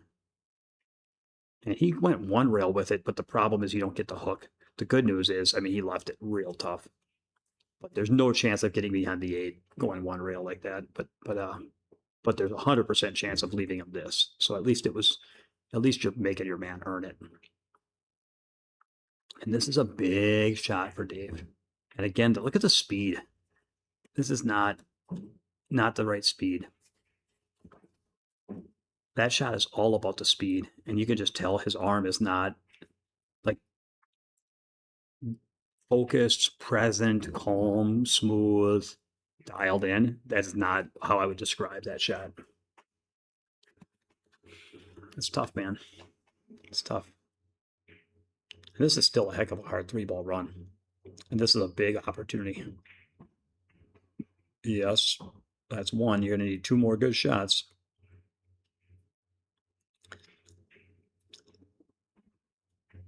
I think you got to follow 1 rail towards the head spot and take a tough 9-ball. Trying to load this with inside would be ill-advised. If you want to put a half tip of inside on, you can, but you don't want to spin it. You can twist it, but you can't spin it, or you will miss this ball if you try to spin this. Okay.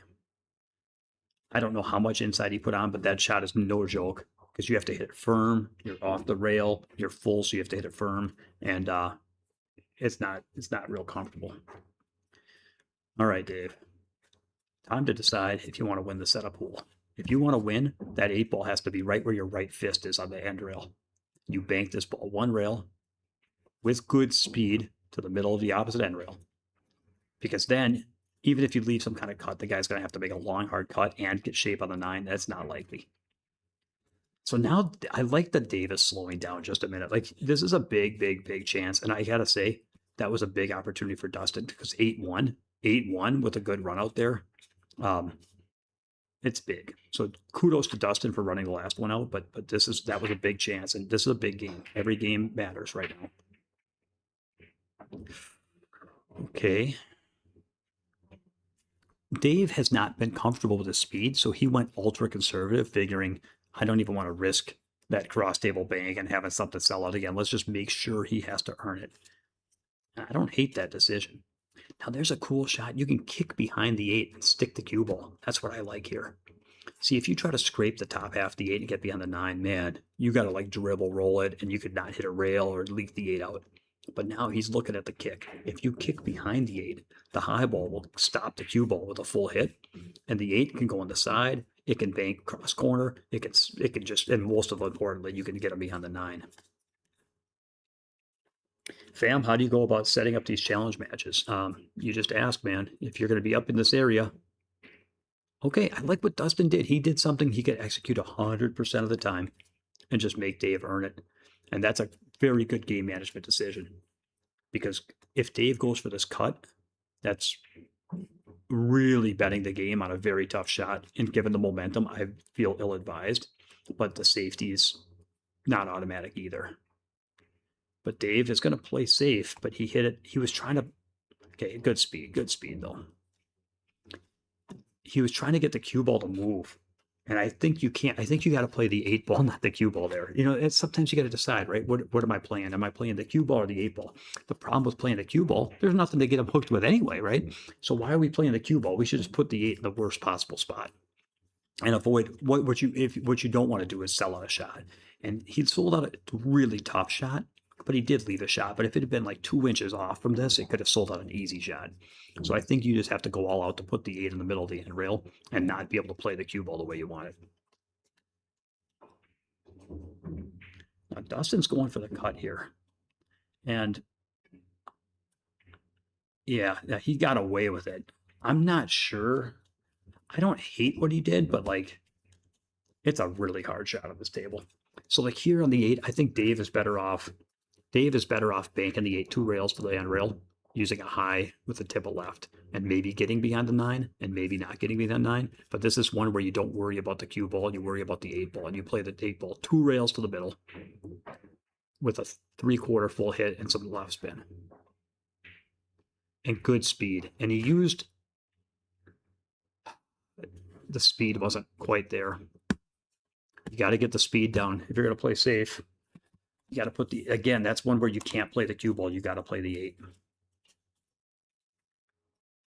Jeff Austin, core safety. And I know, Jeff, I owe you a 2-rail kick video. Don't worry. I got it. Just have been juggling.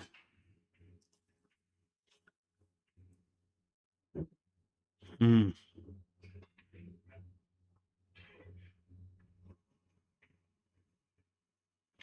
Well, look at this. He missed it pro side, and is the cue ball going to wiggle beyond it? No, it's not. Now, I don't know that I would shoot at this if I'm Dave, because not only do I feel like this is a really hard shot, but there's no guarantee you're going to get a good shot. And if you miss, you could sell out something easy. I don't mind kicking behind this ball.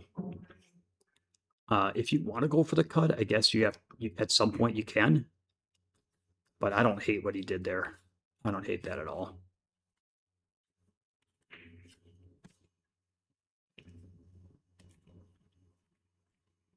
And Dustin has the same cut in the corner where you play to overcut it. I don't like banking the 8-up table because you could scratch off the left side of the 8 here.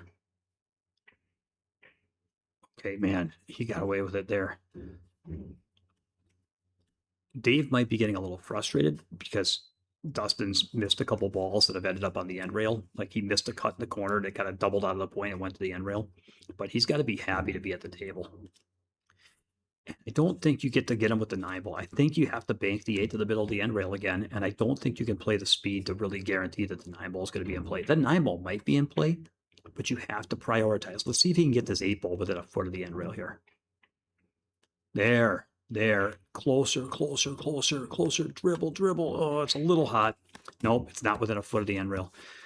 He overcut it a little bit. He wanted to just a tiny bit thicker. I mean, he left it tough, but man, I'm telling you, a 12 inches of roll there on that 8 ball means a lot, right? I just like him to get that speed just a little bit better, but the speed comes from the looseness of the arm, and the arm isn't quite loose. Dustin has the repeat. Last time he overcut this. This is a big game, man. It's been going back and forth.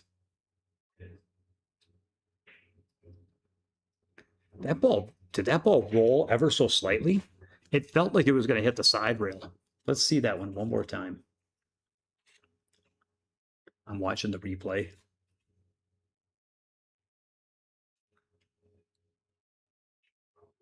Yeah, that ball drifted off just a hair, but I mean, it shouldn't have been anywhere close to that, of course, but like,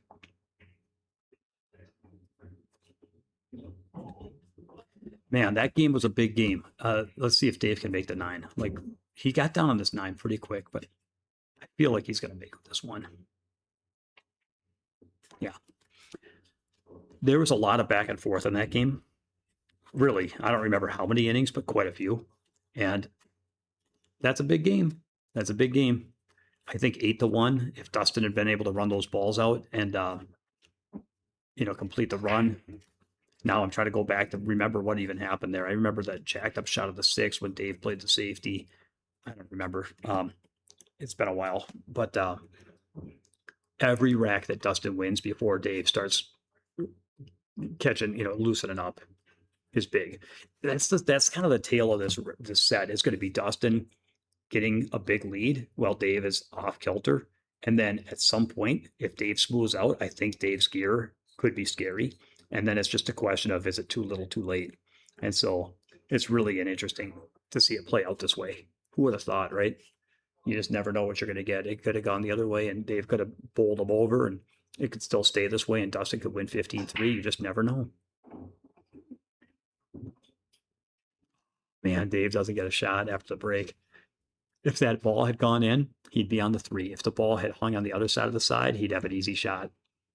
Instead, what do you do with this mess? I mean, really, do you kick at it out of tilt?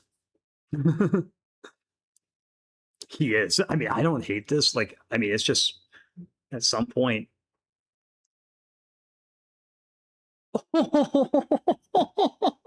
Oh, it scratches. Of course it scratches.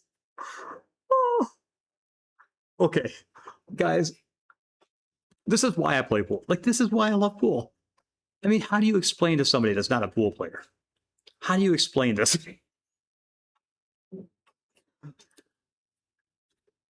How unfair and how twisted bad this game can be at times. Oh no, he's going to get straight on the 3. Yikes.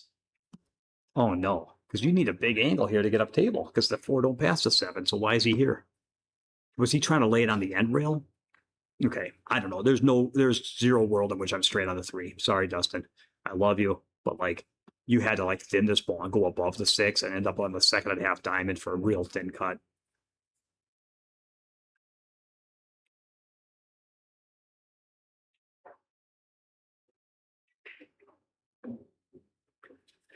All right, I guess he's playing a combo question. I think he's playing the combo. You can't make this ball off the back of the 7, can you?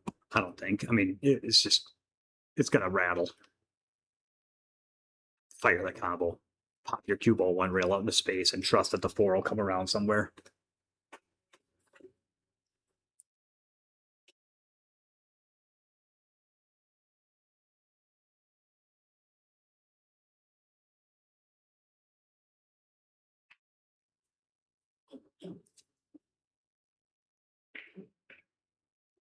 Oh, if that ball had double kissed in, I don't even want to know. I don't even want to know what would have happened. Okay. I think Dave is going to soft roll this to avoid making both balls. I just know Dave's game. I think he's going to just bunt trickle this ball. And, oh man, it's deep in there, guys. That's really a bad spot for it. He's going to have to use a low ball and peel it up the side rail. It's hard to get far enough. Hard to get far enough. He might end up like right on the kitchen line with a really tough thin back cut on the 5 and the side.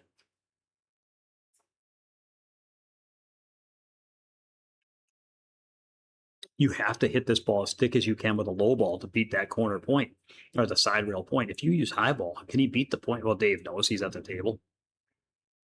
Okay, he's going to play for the 5 of the corner. Whew, this is a tester. This is a tester, guys. He's going to roll forward for the side. I would stun over for the bottom left corner. He wants to just roll at it, huh? But now, this is not this. Oh boy, this is a tough shot. It doesn't even lead to the 9. Like, how do you even get on the 9? Just keep making balls and play safe if you need to play safe, I guess. Yeah, it didn't like that. But I don't like being on the rail, guys. Dave has had too many shots off the rail. And the problem with that roll is you ended up on the rail. If he played it that way, he had to get to the rail and out. But I think stunning it in and just floating anyway, it's fine. He's trying to go to. He's playing shots the way he feels like make the ball as opposed to like what the shots demand. But I get it, man. It's kind of like cinching the balls a little bit. But man, this is. Oh no, Dustin. I know it's tough. I know it's tough. On this table, guys, if you go back and look at the angle he had, this is way thinner and way tougher on a 4-inch pocket than it looks on the screen. Now here's one where Dave can put him behind the 9. High left, 3/4 full. Bank the 6 ball 2 rails up by his chalk, the middle of the end rail. And the cue ball spins over beyond the 9. Maybe 5/8 full. Maybe 3/4 full, somewhere in there. High left, a little bit thicker than half ball hit. Oh no. I don't know. He was trying to cut at that ball. Yeah, that's not right, guys. You just can't try hard stuff sometimes. Like, it's not the time. Okay, deep breath. The game continues. This is definitely not an easy leave. And I like the shot selection by Dustin. Look at that's good speed right there. That's the speed that Dave's been struggling with. Now Dave could try the same shot back, but the speed and hit have to be just right. Okay. And that is better speed. Look at that. So Dave overcut it just a hair, but his speed was the first time we've seen Dave get that speed down correct. And now Dustin has the same shot that Dave had. Let's see if he knows it. 3/4 full, high left, bank the 6 2 rails to the end rail, let the cue ball drift slowly beyond the 9. If he tries to thin at this ball, it's not ideal.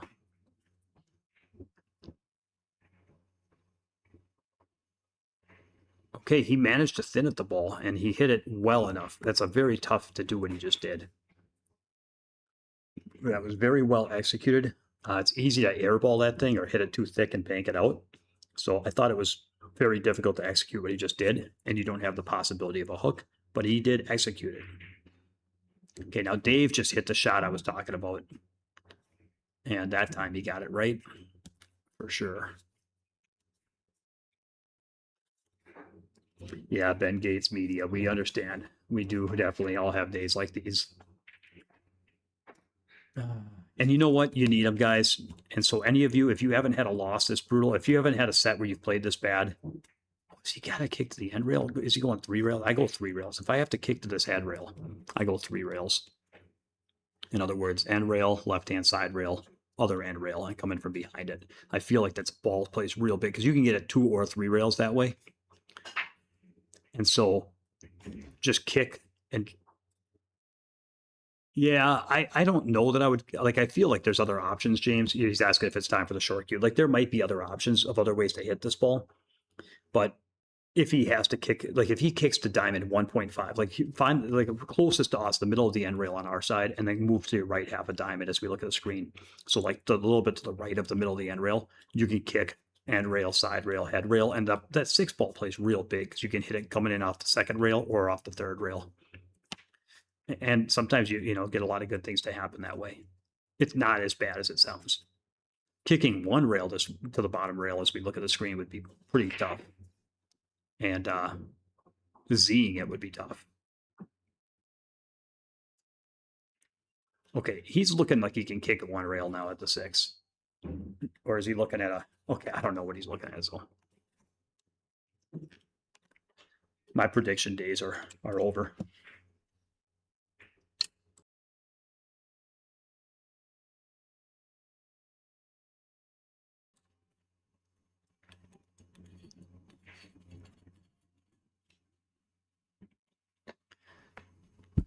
Okay, this is in danger of coming short. He needs a little bit of running spin to lengthen. Okay, he got it. He got it. Good shot. Good shot. And actually, I would have gone that way, but I would have used a little more speed. Like, not hard. I wouldn't have kicked it hard. I'm talking like 30% firmer. I would have kicked it with enough speed to where just a little bit more. Not to say it would have worked. He made a good hit. It could have gotten really good. Oh, my goodness.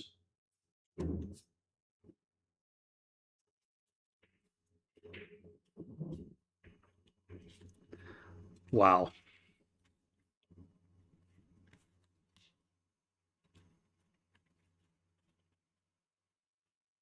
That's just how tough this game is, guys. That's how tough this game is.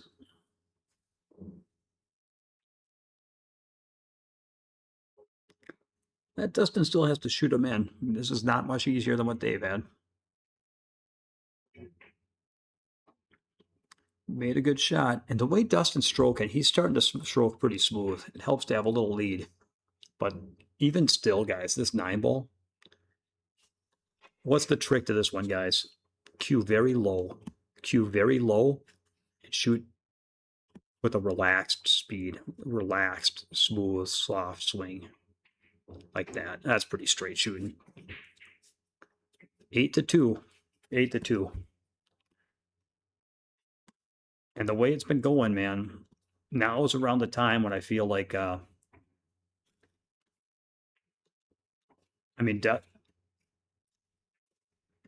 wonder what the percentages are from here.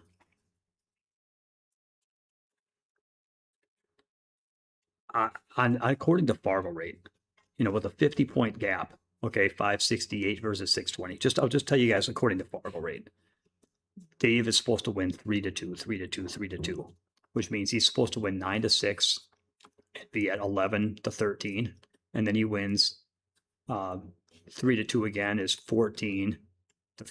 Like it's basically he's supposed to lose 15-14 from here. That's according to Fargo rate. So it's very close. And I think that's what I was feeling. I feel like it's kind of 50-50 from here. Like, oh, wait. No, he's at 8, not 7. He hasn't marked his game yet. So I would think that from here, Dustin's the favorite from here, but not comfortably yet. And so here's the interesting thing. The next couple games really matter. because if Dustin can trade a few racks or get it to, if he can get up like 11-4, then he's a real strong favorite. But if he loses 4-1 from here and he's all of a sudden at 6-9, like if it's 6-9 and Dave is running out and playing well, then you feel like Dave's the favorite. So like I feel like the next few games actually really matter. So let's this is making this very interesting. And what a break, man. He's got a chance to run this table. Like this is the best table run opportunity we've seen off the break. If he can draw above the 3, make the 3, get an angle on the 4-5 so that you can shoot the 4-5 and come up with a shot at the 4. I think this rack is very runnable, but there's still work to be done. Making the combo on the 5, getting an angle on it so you can control the 4.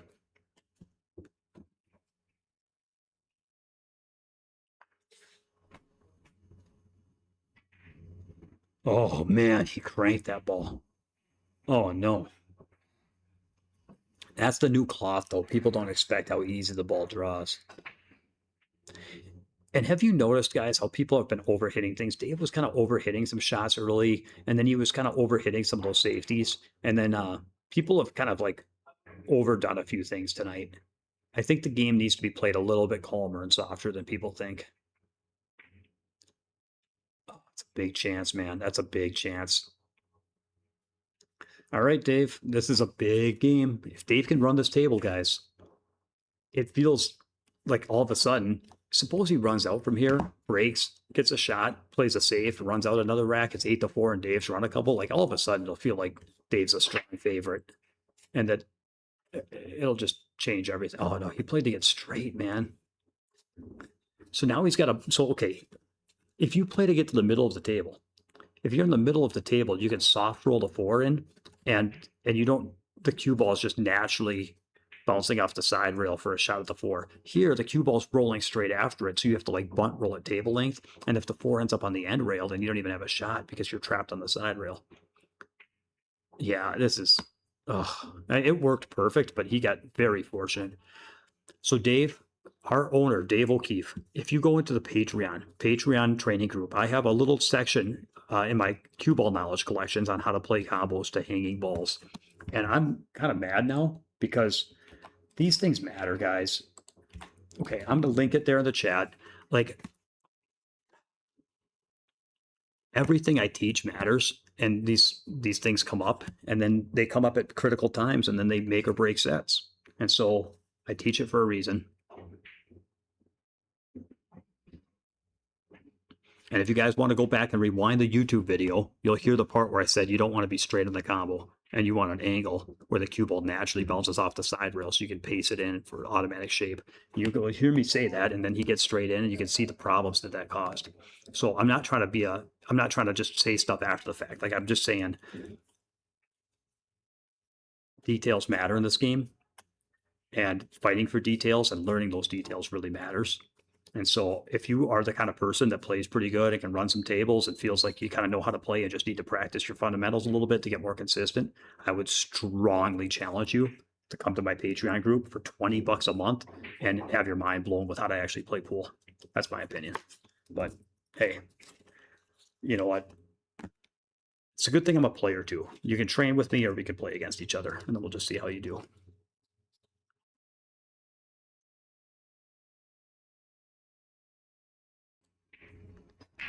All right. Yeah, I'm competitive, guys. I get passionate. Okay. Dustin, man, what an opportunity.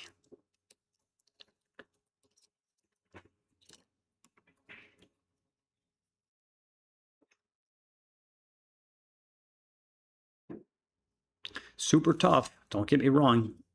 Super tough shot. These balls are very shiny. These are like new, kind of polished balls, which means that they don't throw. So when you cut at this shot, I tend to overcut this to the point because you're used to a certain amount of friction between the balls. Okay, he hit that. That was not just the center of the pocket. If you had the center of the pocket and then you split the very center of the pocket into 100 little parts, he hit the center of the center. And now he's got to stop for a tester on the side, but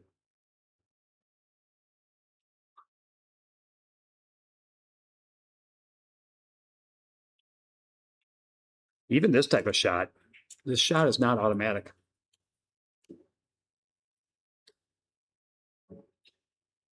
But he's been cueing very smooth. Wow, he drew it back.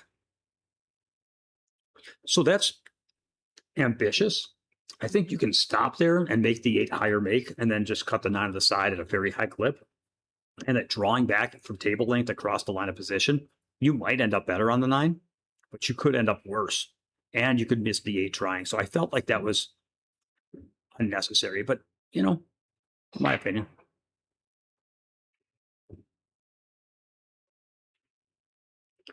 He has made a good shot there, though, and he is in the moment, and he got it done. So whatever you decide, if you feel you can do it, man, 9-2, guys, holy smokes! And and Dustin made a great 7 ball.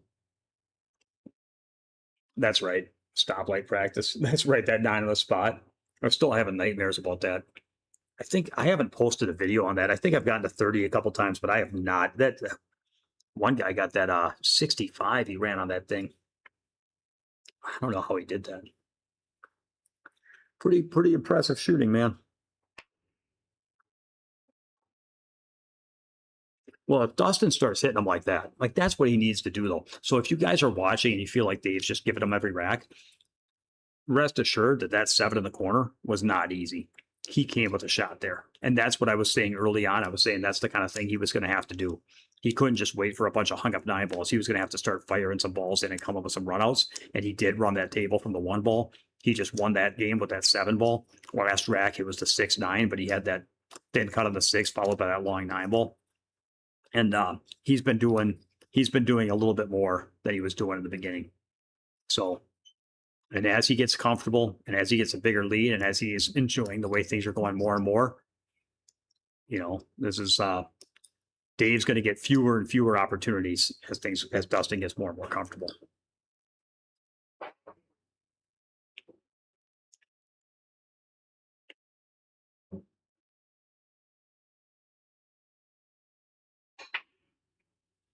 What Dave really needs is Dustin to fumble a couple, but or to play a great rack himself, of course. But right now, Dustin's not showing a lot of weakness. He's making mistakes, but he's not showing weakness. And so if Dustin has a lapse, that would definitely help Dave. But at some point, Dave's going to just have to, he's going to have to kind of play his game. He's going to go beyond the 2 here. Or does he have a shot at it? He has a shot at it. And that's what I was talking about, the clean balls, kind of overcut on that type of stuff, real easy. That's a big chance, man. The 3-9's kind of like not wired, but the 3-9's in play. If he can make the 1 and make the 2 and give himself a combo, and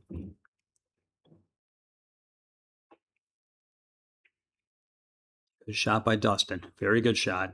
And we're really, really close, guys. We're really, really close to the point where we just say it wasn't Dave's day. And that's all she wrote. You know, some of us were talking about 10-3. I said 12-5.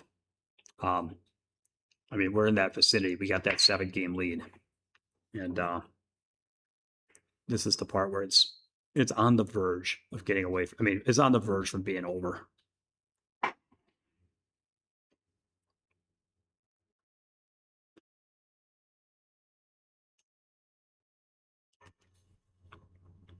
Now the 5 doesn't pass the 8. And I'm not sure what I would try to do about that. Of course, right now you're playing safe.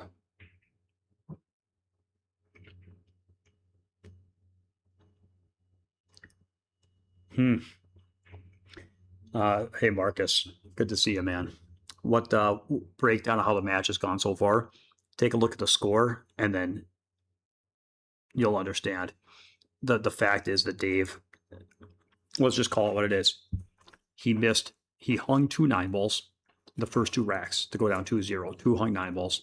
He scratched on an 8 ball, so Dustin had a ball in hand 9 ball.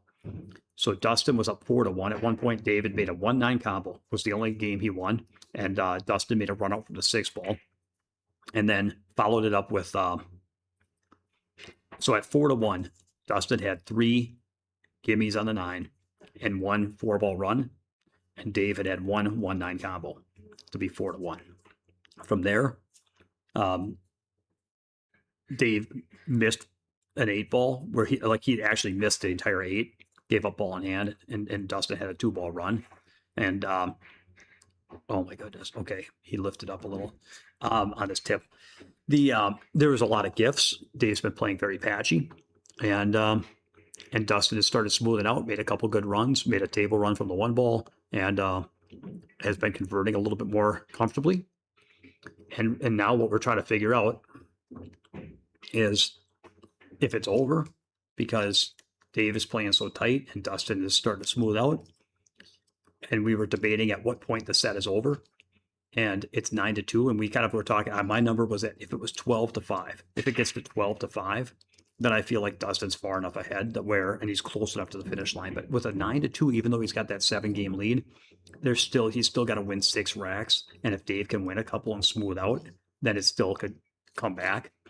But he's right around the point at which that was a very good shot, by the way. Look at that table length in. Very good shot. Like Dave has to come with it right now if we want to play some pool.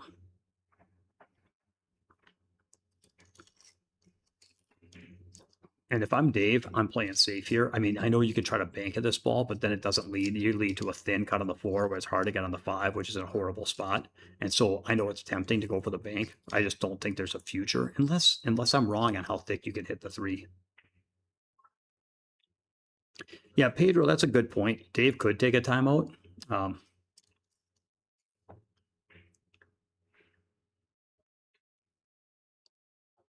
You have to change stuff when it's not working. That's all I can say for sure.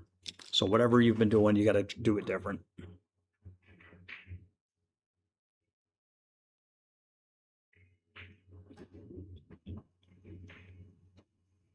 It's just hard though, because you just feel like I just want the set over. I don't even care. It's easy to like mentally concede. It's also easy to start freewheeling and just being like, I'm not even going to try anymore because then it won't hurt so bad if it doesn't work. That's the real thing is if you quit trying, then when you fail, you're like, well, I don't care anyway. I quit trying. And so you can make the pain less by not trying. But it just doesn't win you sets. So it's like, do you want to win or do you want to hurt less? And if you want to win, you got to keep bearing down. Like it's like, okay, seriously, look at the effort he put into that shot, and you got to ask yourself, if this was Hill, would he have airballed that Mass A? Really? If it was Hill, and would he? And the answer is no. He would have found a way to hit that. And so I feel like Dave's effort is being impacted a little bit. His processes are being impacted a little bit, and he's just kind of waiting for. I don't know. It feels like he's waiting for things to turn around and. It's hard to say that because I know if I was talking to him, he'd be like, well, I was trying really hard and that didn't work. So now I'm just trying to loosen up because I got to relax. And it's a tough game.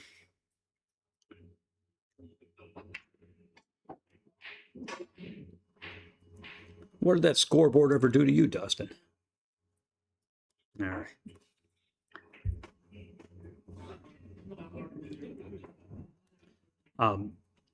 How tough? Yeah. So when does 4-inch pockets become unplayable with worn cloth? I would say it depends on the Fargo rate. Like if you're talking about the top players in the world, even then, like honestly, I think I watched a set where who did Oscar Dominguez play? He played a guy not terribly long ago, and it was like tough pockets and worn cloth, and even that at times looked a little patchy, but it was still like playable. It was just tough. And so I would say if you're 800 level or higher, you can still play pretty good pool on 4-inch holes with worn cloth. Oh, and what? Man, I don't know. He's firing at the combo or he's playing a safety and selling out. I don't know.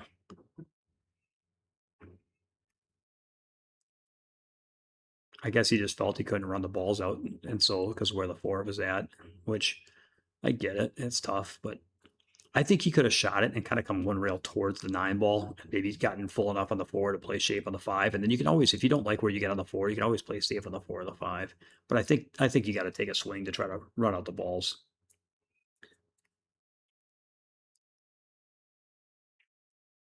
Yeah, so I think that below 800, the 4-inch hole game on worn cloth starts becoming pretty silly. And then, and it just becomes a lot of moving. It's just a lot of moving. Like you can watch a couple of guys that are the 700 Fargos. Like, if I played Jesse on 4-inch holes with worn cloth, there'd still be some runouts and everything, but like there would just be a lot. It would be a real slow game with a lot of decision making, a lot of 3-ball run, play safe, moving battle, another 4-ball run, maybe some, and then followed by a couple of runouts here and there when the balls aren't all tied up funny. Um,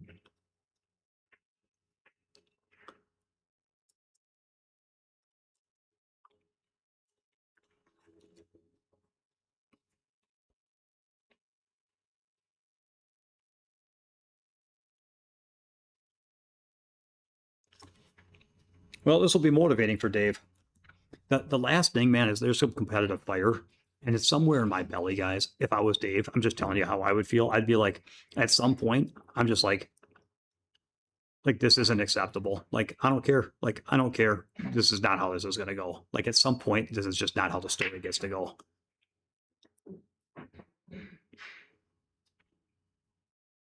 So I think it should be motivating, and I would like to see him turn it around right now.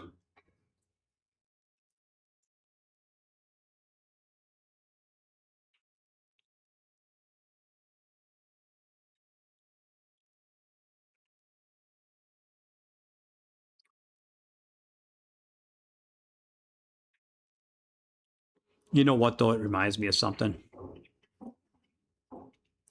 I played a set of pool once against Alex Bagulian in Florida. I think it was 2006, 2007, 6, 7. I know. Um, you'd think I'd remember what year it was. It was probably 07. Some Seminole event, maybe. And I was totally ineffective against Alex.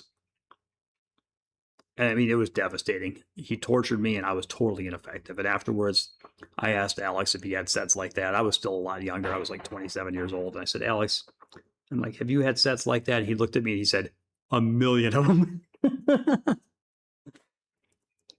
Oh my goodness. He cut at that ball and made it. What a shot. I mean, unbelievable with light touch. So my point is that if Alex Bagulian says that he's at a million sets, like, and remember back in 2007, guys, he was the best of the world. Alex was the best of the world from like, from 01 to 07, he was like the best money player in the world. And then Shane came along, and then they traded that title back and forth for 2 years until Shane got the best of it.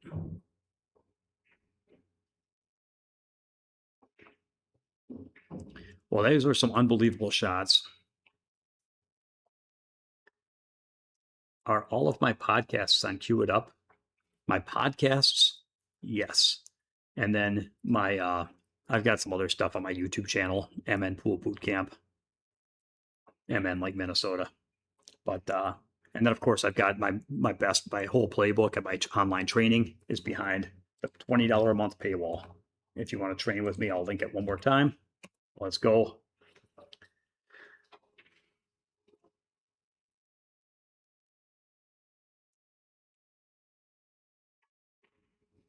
That was unbelievable. I mean, now Dustin's hitting his his full gear here. No, Dave's not playing his normal speed. He's playing much faster. If he's playing me, he's not playing like this in terms of pace. He's usually a little bit more careful against me. And it's not just more careful. It's like he doesn't feel the pressure against me though, because he knows he's supposed to lose. And so he's just trying to make my life miserable and fight for every ball and ha. And then sometimes he can win sets off me if he gets going good. Wow, this was a big run out, guys. He made that 4-ball. And that was this off the failed safety attempt by Dave?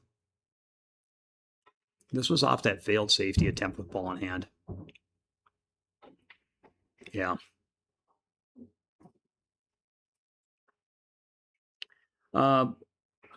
You're asking which podcast was it that Jesse and I talked about different Fargo rates, working on different skills.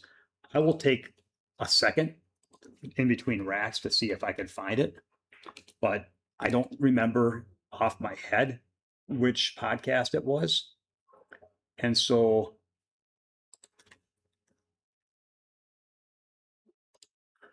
It was a while ago. That was a couple of years ago, so I can.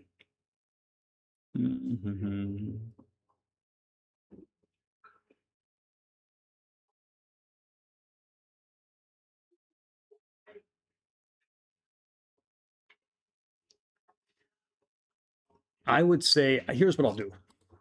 I can link my channel, and then that leads to my videos. And I would say it was around 4 years ago, 3 to 4 years ago. So like I'm looking at some of the titles: Jesse Podcast Growing Pool, Jesse Pod Ethics, Jesse joined, Josh quit pool, Jesse and I talk about some of the reasons why. Those 3 videos from 4 years ago, 3 years ago, those would be the ones I would think we had that conversation. I'm sorry, I don't remember which one.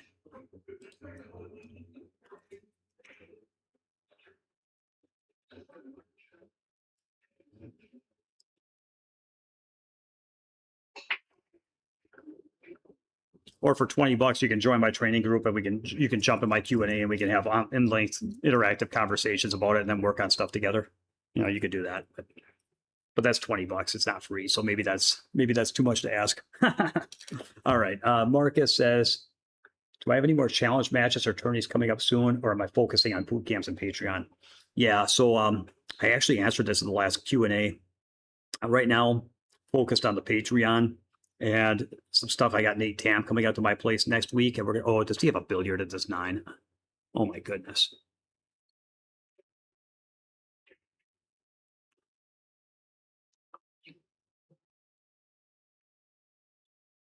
I've got Nate Tam coming out to my place in 2 weeks, and we're going to be making some videos for his channel, which will help get me a little exposure, help grow our training group.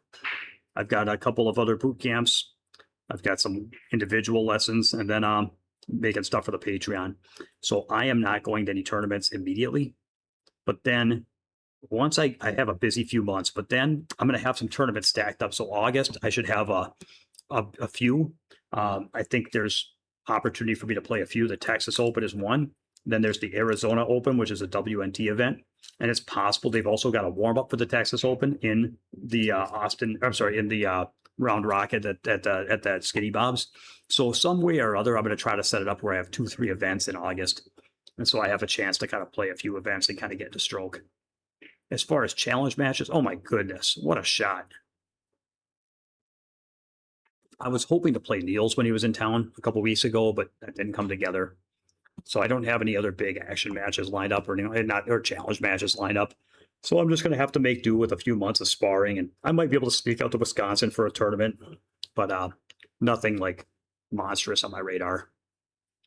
So it's frustrating. I hope that my life will change to where hopefully in a year or two I have a little bit more time for tournaments, as I might be doing more Patreon, a little bit less boot camping, and could squeeze in a few more tournaments. Okay, this is something else, guys. Oh yeah. I know who you're talking about. Yep, James. Yeah, I know who you're talking about.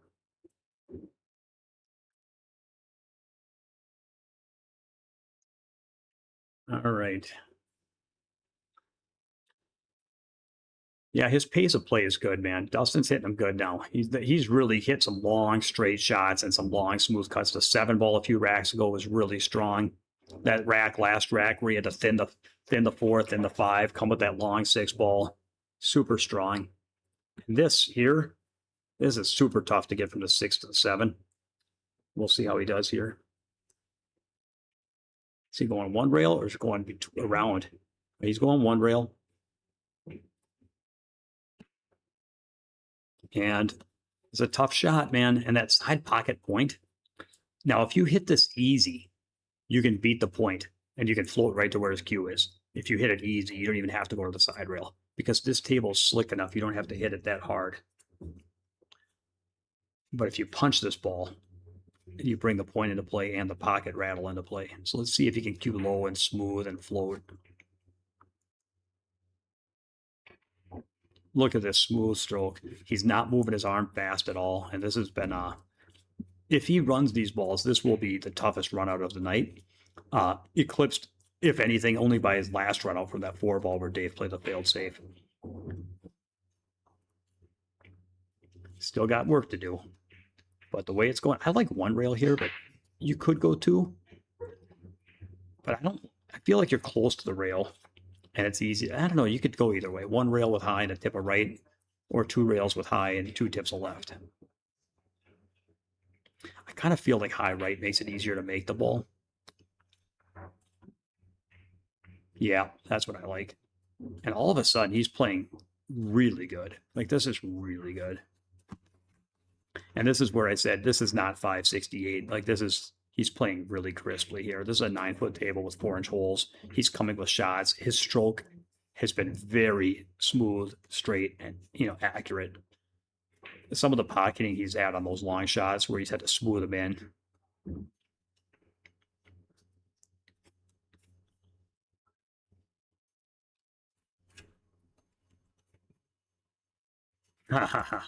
Don't let him get better. Yeah. Unfortunately, I cannot. That's a one promise I cannot make. I am the pool. I'm the Fargo ferry man. Everywhere I go.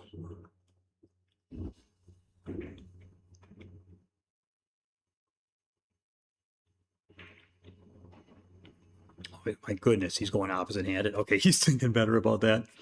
Is he? Or is he going opposite wing?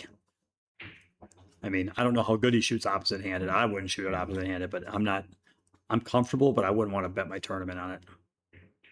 But man, what a run that was.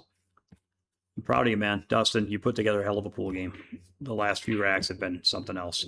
The last rack, though, you had to bomb through with a bunch of hard shots. This rack, you were able to control your way through it, and it looked really good the whole way. Like, I really liked the way you played, the 5 to the 6. I like the way you got on the 7. Not only did you draw back and avoid the side, but you kept an angle.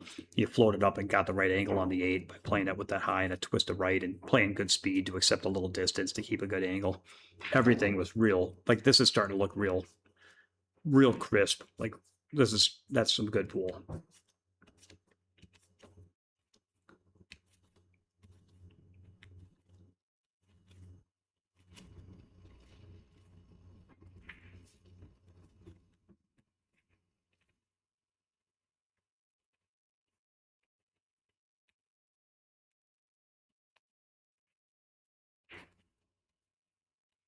Pool's a tough game, boys and girls. There's some girls out there too. Any female pool players in the chat want to say hi?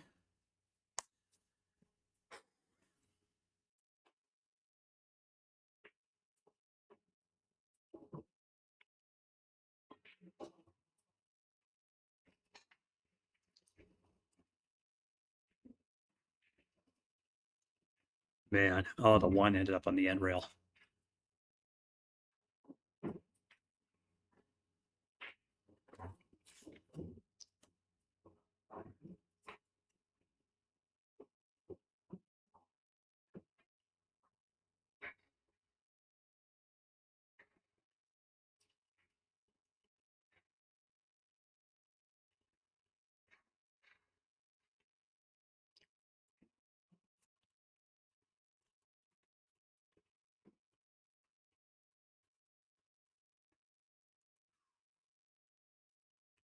All right, now's the part, Dustin. I love you, Dustin. I really do. I really do.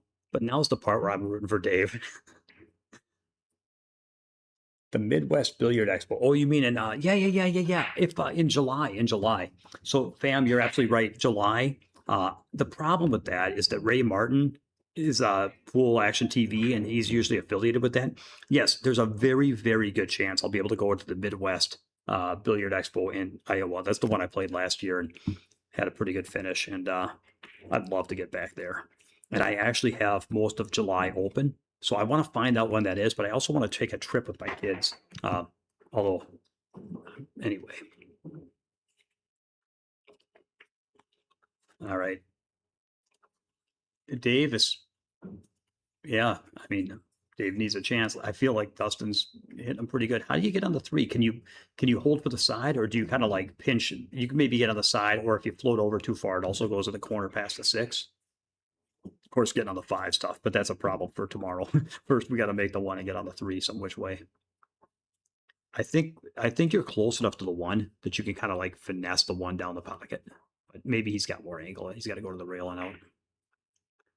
And then he kind of overcut it trying to move the cue ball.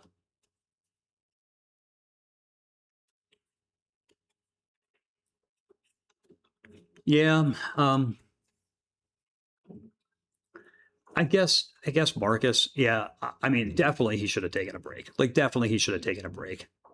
I don't think that's you know, you can't always control how you play, but you can control your decisions. And I feel like taking a break and, you know, mixing it up, and I think that would have been something I do. As far as what I tell myself, at some point, the question isn't how do I win?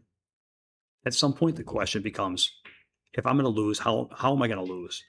And I'm sorry, but that's just not how I'm going to lose. Like, I don't mind. Like, if I'm going to lose, I'm going to lose, but I'm not going to lose like this. Let's go. Let's just lose the way I'm going to lose. Yep. And that's not how I'm going to lose. Sorry. That's just not how I'm going to lose. Ugh. But easy to say from up here, right? Shane had me pretty good last. Speaking of the Midwest Billiard Expo, I ended up losing to Shane on the winner side, and he pounded me so hard that at the end of the set, I ran down to the 9. I couldn't put the 9 down. So I get it, man. It's hard to watch because you don't want anyone to go through that, right?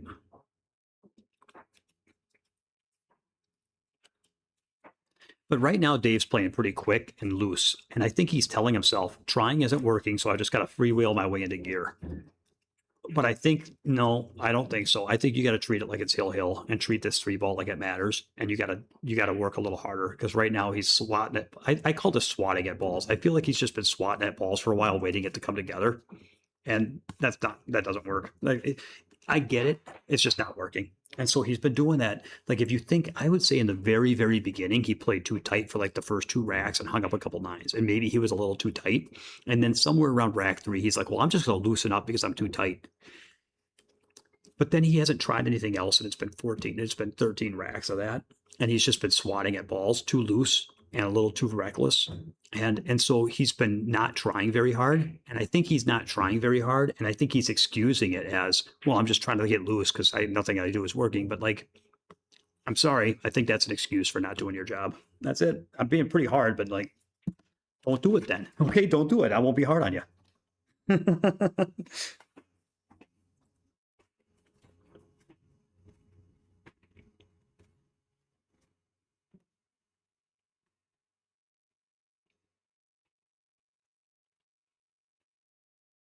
Yeah, I get what you're saying, Marcus. At some point, you just want it over. You almost want to lose. Let's just get out the door. But like, the problem with that is that it's not about the set. You know that. That's just not how you can lose.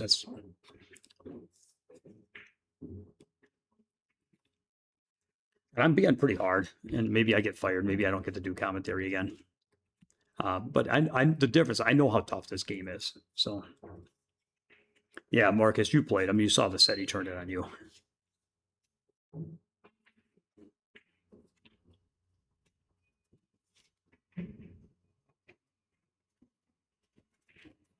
What a shot. I mean, unbelievable shot that he got 2 rails. He used that firm stroke, and the cue ball slides the tangent line before the follow take, so that's why it beat the 8, and then it flattened out and got 2 rails, and then got far enough that he got the shot. It was an amazing shot.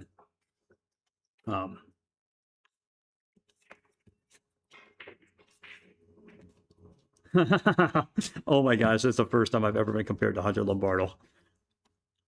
You know, this stream may get some views, so I got to be careful. A lot of love to Hunter out there in New York.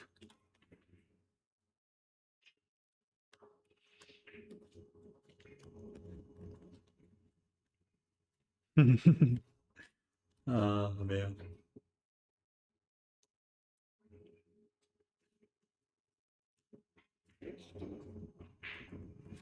The funny part, though, guys, you got 2 things. You got things you can control and things you can't control. And what I've always said, and I said this when I was a manager, that's a great shot too to lengthen it. So that's the way he hit that easy, and then it was able to beat the side. If he hit that hard, it wouldn't have beaten the 8 and beaten the side. There's things you can control and things you can't control. And I say this as a coach, and I said this when I was a manager. I used to say, I am the most forgiving manager and coach in the world when it comes to things you can't control. But I'm also the most demanding manager and coach in the world when it comes to things you can control. So if you're a sales guy, I used to manage a team of sales guys, and I'd be like, look, if somehow, you know, there was the customer that you were supposed to have an appointment with, if there was their death in the family and they had a no show on you, or if the delivery team screwed something up and messed up an order and pissed the customer off and they ended up going with somebody else, like, hey, you didn't control that, whatever, I don't care. But if you like show up late for an appointment and by the time you get there it's half an hour late and they're pissed off, or if they asked you to research something for them because they were concerned with ABC and you looked into it and didn't really get it, so kind of like half understood it and it showed up and tried to bluff your way through and did a poor job and couldn't answer their questions and lost a big deal, like that's unacceptable because you can control that. You can control that. And so if I've been hard, I challenge you guys to go back and listen to the things I'm saying about Dave. Have I gotten hard on him for missing a ball? Have I ever said, you can't miss that ball? Have I said that once? And I think the answer is no. I've never been hard on Dave for missing a ball. But what I'm being hard on him for is like not taking breaks, not regrouping, not bearing down a little bit and realizing that trying to freewheel yourself into stroke is not working. Those are the things I've been really hard about on him for. And even then, I'm not trying to beat him up. I'm just, if you think about the things I'm being critical of, those are things that are in his control. Good shot. Good shot. That's the type of ball that goes down a lot easier with a 9-game lead. So tell me in the chat if I'm wrong. What's one thing I've said that was critical of Dave that was something that he couldn't control?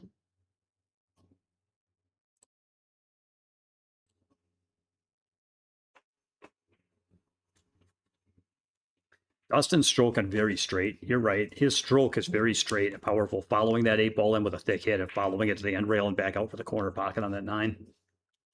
That's it's impressive, man. Very accurate swing.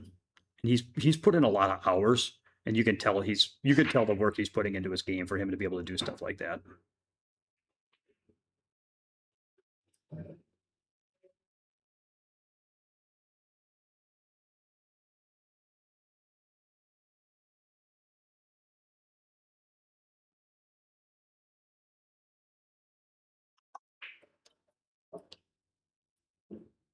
I'm glad to see Dustin catching a gear because it would at least you could feel like he's earning this win. The way it started, you know, it didn't really feel like he was earning the first third of the set. But now if he goes on and wins this, I can feel like at least we're treated to a strong, you know, somebody. He didn't just wait for Dave to just give him a set. Like he's taking it away from Dave. And to be fair to Dave, he is playing really well. Dustin's playing really well now. And he was already in a spot where it was so far behind and things were going so tough, it would have been hard to come back. But now for Dustin to play this way, it's really hard. To be fair to Dave, Dustin's making it very hard for him. Yeah, that's right, Marcus. So for people that haven't heard, I've got I've linked it a few times up in the chat, the Patreon. I'm going to link it again because I kind of feel like everyone should train with me. That's just my opinion. It's $20 a month, and oh, what a shot! And look at the cue ball; it's still going to be good. I have my mental. So I used to do. I did mental game coaching with people, and it was $250 to have a mental game coaching session, and I did it with Marcus, and he got a lot out of it. But now I've got that whole mental game coaching on my training group posted up, where you know for $20, man, literally you could join that link. Pay $20 and have mental game coaching that could change not only your pool game, but your whole life. So jump in, sign up, and let's go. And that's just a mental game.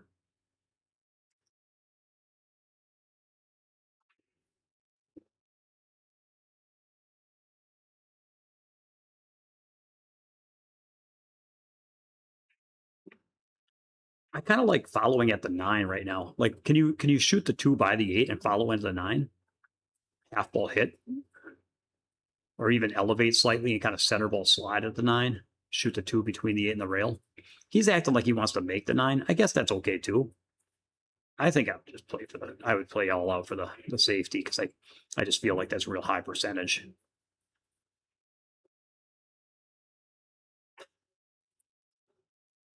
Now Dave could stop his ball and bank the two rails up table. The only trick is the speed. Not does he have a cut? You know, he could also cut at this, but man, yeah, he can. Yeah, I think the stop shot. Oh, that's a good shot there.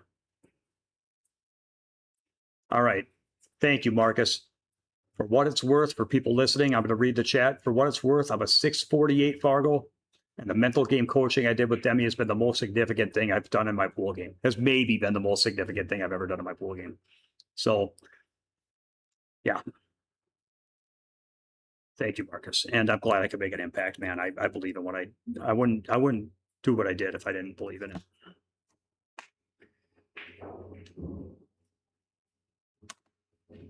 I like going 3 rails here. Kicking just in front of the side with high right and lengthening out.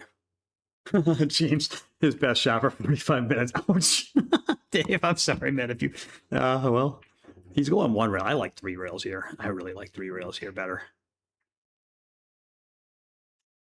You go high right just in front of the side, go 1, 2, you can hit it 2 or 3 rails. But if you go 3 rails behind it, you know why I like the 3 rails? If you catch it from behind coming out of the kitchen, you're sending both balls are kind of working their way back up the table where there's 5 blocker balls in the middle of the table, and lots of good things can happen. Now, let's see how he treats this opportunity.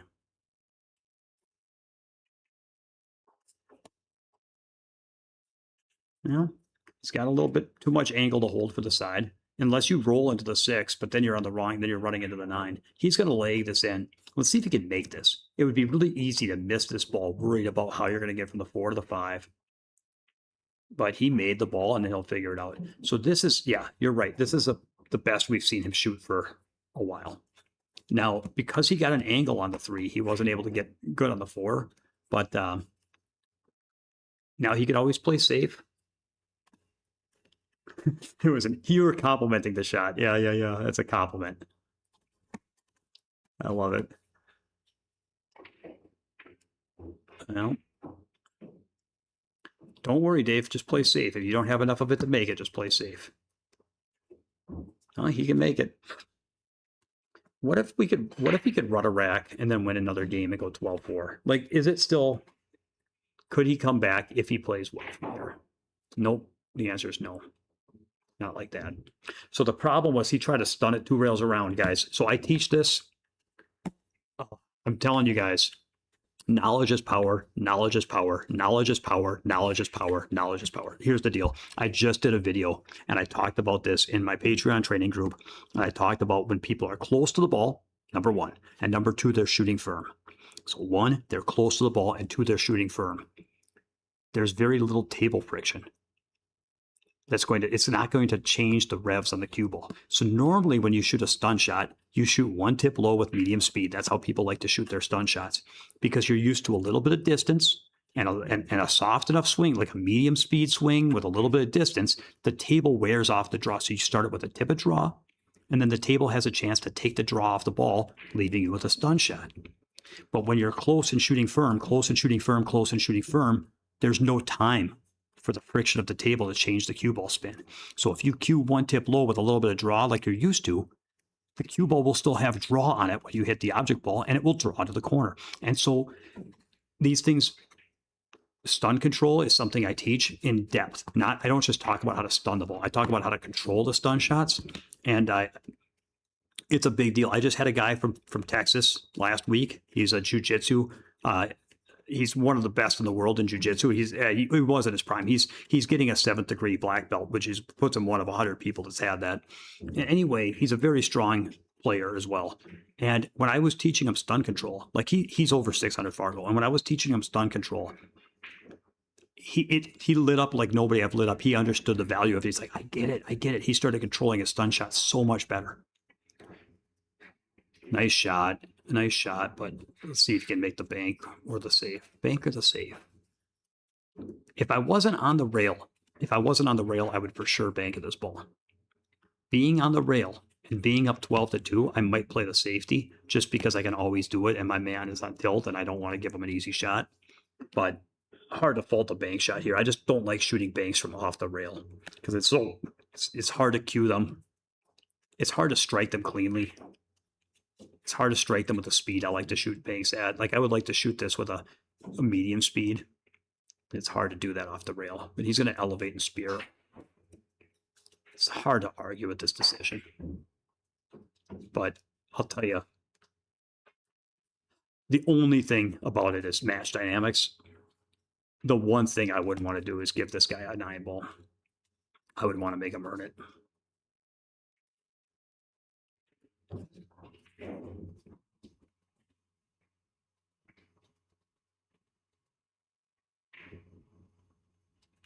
But maybe it doesn't matter. Ooh, kind of a testy leave, though. That's for sure. Considering that both balls are out in space, this is about as bad as it could have gotten for him.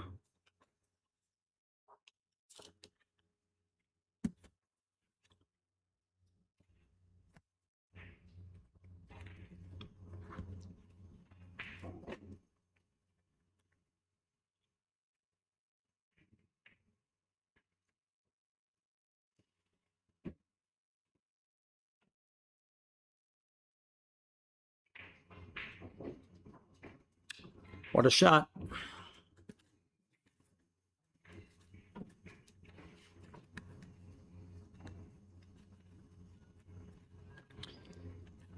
And the thing in Dave's defense,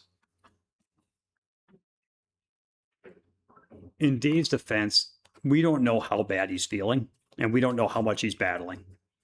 So there's times when we all know what it means to be under pressure, but there's times when used to call it trapezoiding, when you're under so much pressure that it's like you're in a nightmare. You're like in some nightmare world where the table doesn't even look like a rectangle anymore. It looks so alien. Everything looks so off and alien and nightmarish. It's like you're in a bad dream and the table has 5 sides and it's off shape and nothing looks normal and nothing's going right. And there's levels of, and so what makes that level of pressure? And it's hard because it's like trying to understand somebody with a phobia. Like if somebody had a phobia of, I don't know, I can't, if somebody had a phobia of like, claustrophobia and you got into an elevator and they saw an elevator and they started having a panic attack. You're like, what? It's an elevator. It's like, well, you don't know what they're battling, and so we've all been under pressure, but different things trigger different levels of anxiety and discomfort.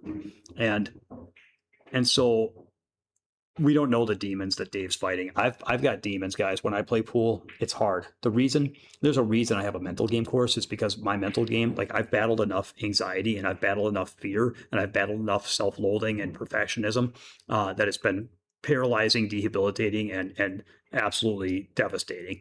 And then I've learned some ways. Okay, I've learned some ways to manage it and to first minimize when it comes up and manage it when it does. And so the fact is that I understand I understand what it means to be up against it. That's all.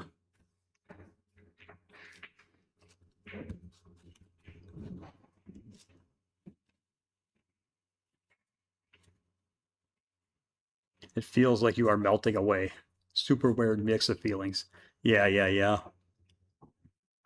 Hey, he hit it. That is, in my 30 years of playing, that is the thinnest I've ever seen anyone hit a ball.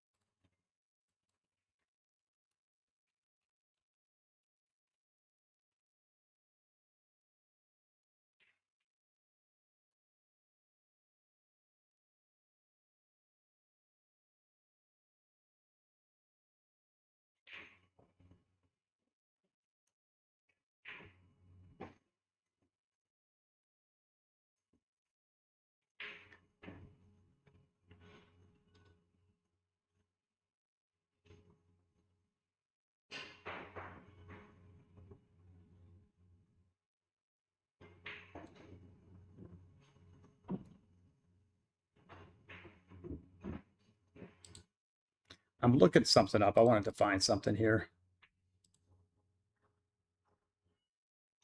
There was a match I saw a pro player play where the entire set, the pro player didn't have any single thing work, and they ended up losing every game. And it was like a race to 7, and they lost like 7-0. And this was a top row, and everything they did the entire set failed. Like every safety sold out, and every run was like they found ways to get wrong on balls and find ways to fumble, and they would do a lot of work, but just fall funny on the one ball that you needed to fall right on, and hang up the one ball that could be missed. And it was just, it was epic to watch this race to 7 and watch this pro player do so many things, like all their training and all their knowledge and all their play. And then in the end, it's like they just still couldn't quite get across the finish line of a single rack.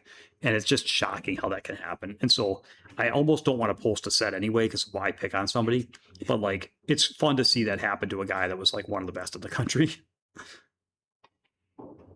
Oh boy. Well,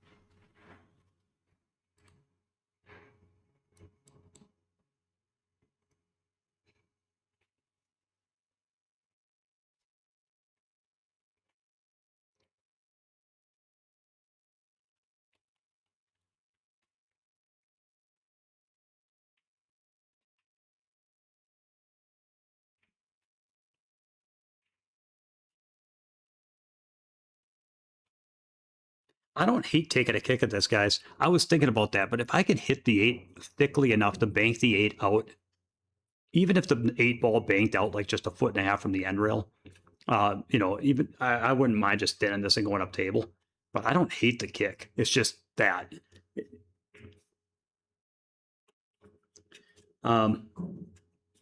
So Fam asks why it's important to jump back in the ring after you take a loss. Because well, there's a couple reasons. I guess the most obvious is like, what are your choices? What are your choices?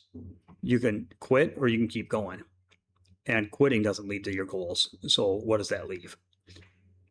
And that's a funny way to say it, but it's a lot of times, guys, like I remember I played an event a couple of years ago at the Turning Stone, and I might have talked about this to some of my guys before. I had gone through not to make excuses, but just I'd gone through a family crisis, and there was like a week where I had to be really, really, really stoic and present and not think about, like, I didn't get to think about how I was feeling because I had to deal with some stuff that was like certain things had to get done. And I couldn't ask how I was feeling because I knew I knew I wouldn't want the answer. The answer would not be helpful. So I just shoved my feelings aside and did what I had to do. And I had to be very strong for about a week.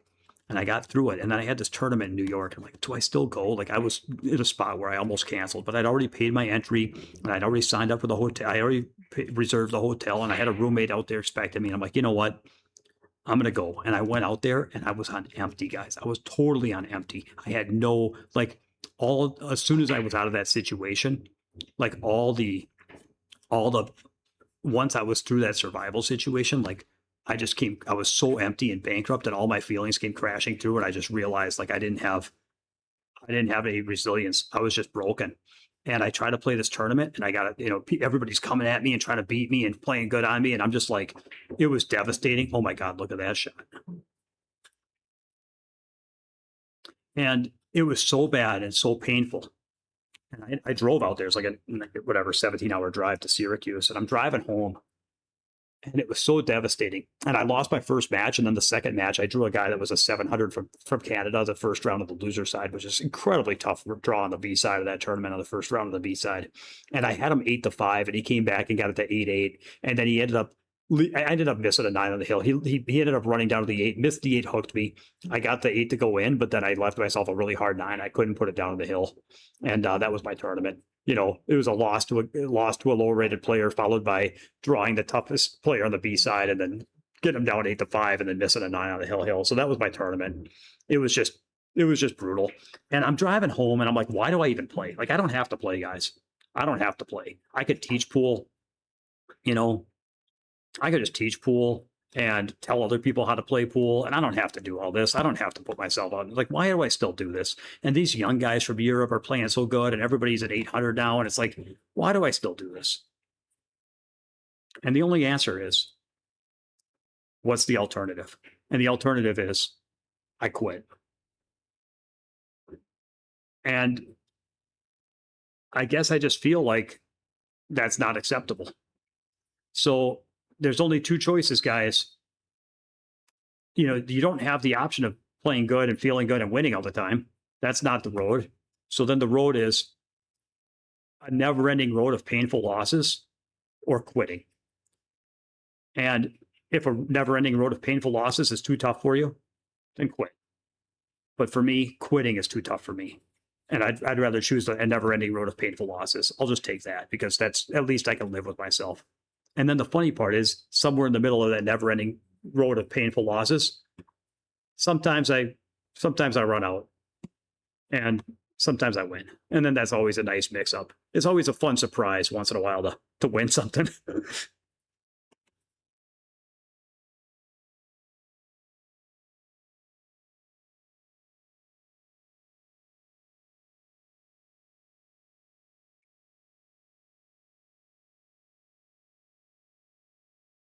All right.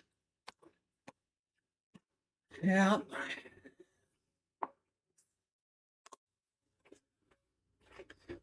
What if Dave wins this game and then breaks the 9-ball in 11 times in a row? With that, I'll tell you what, that would be good for the YouTube. Do we have any video editors in the chat that want to help with that?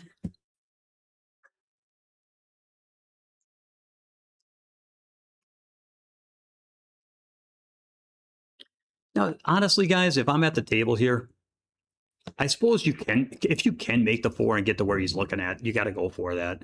But the other option is to overcut the 4, to the end rail and come 3 rails into the back of the 5 and just try to hook him beyond the 5-6. So if making the 4 gets you behind the 6, I don't hate playing safe at a 9-foot, but he's been stroking pretty good. And I think he can. I think he's right. I think high center. I think he can get past the 6.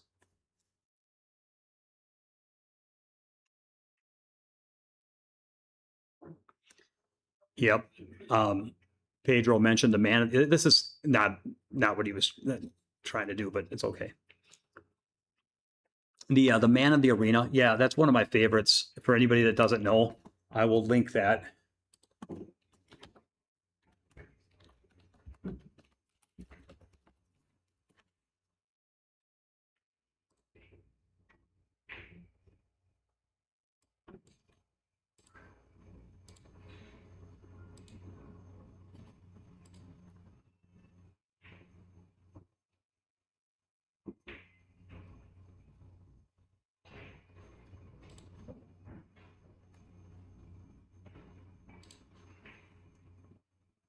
Ooh.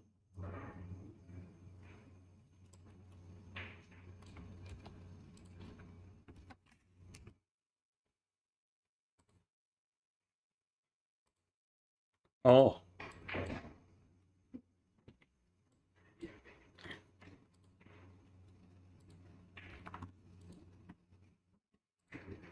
Good. He caught that ball first, like you're supposed to. That's a good shot. If you catch rail first, that don't work.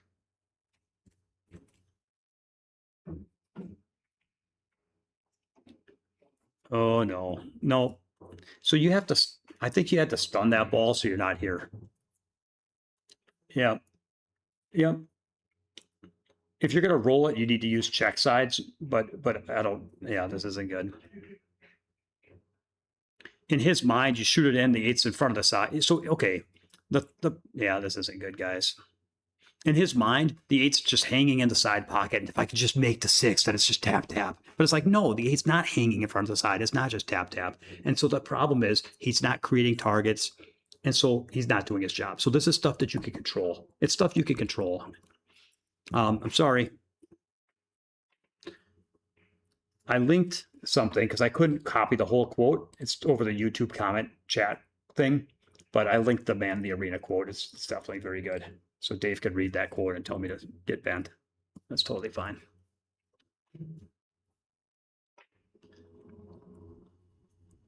But it is interesting, you talk about like what goes wrong. Like one thing that Pedro asked earlier is like, is he playing at a different speed? Good shot, Dustin.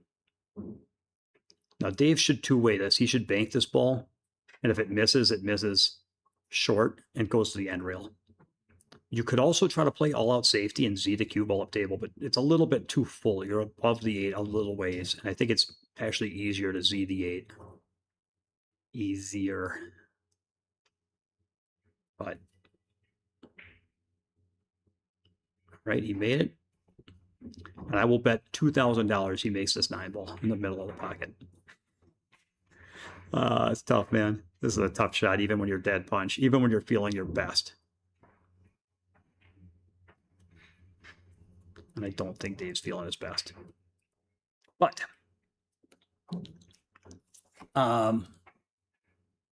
what? I was going to say something. I was talking about, Pedro was talking about the speed of Dave's play and things like this.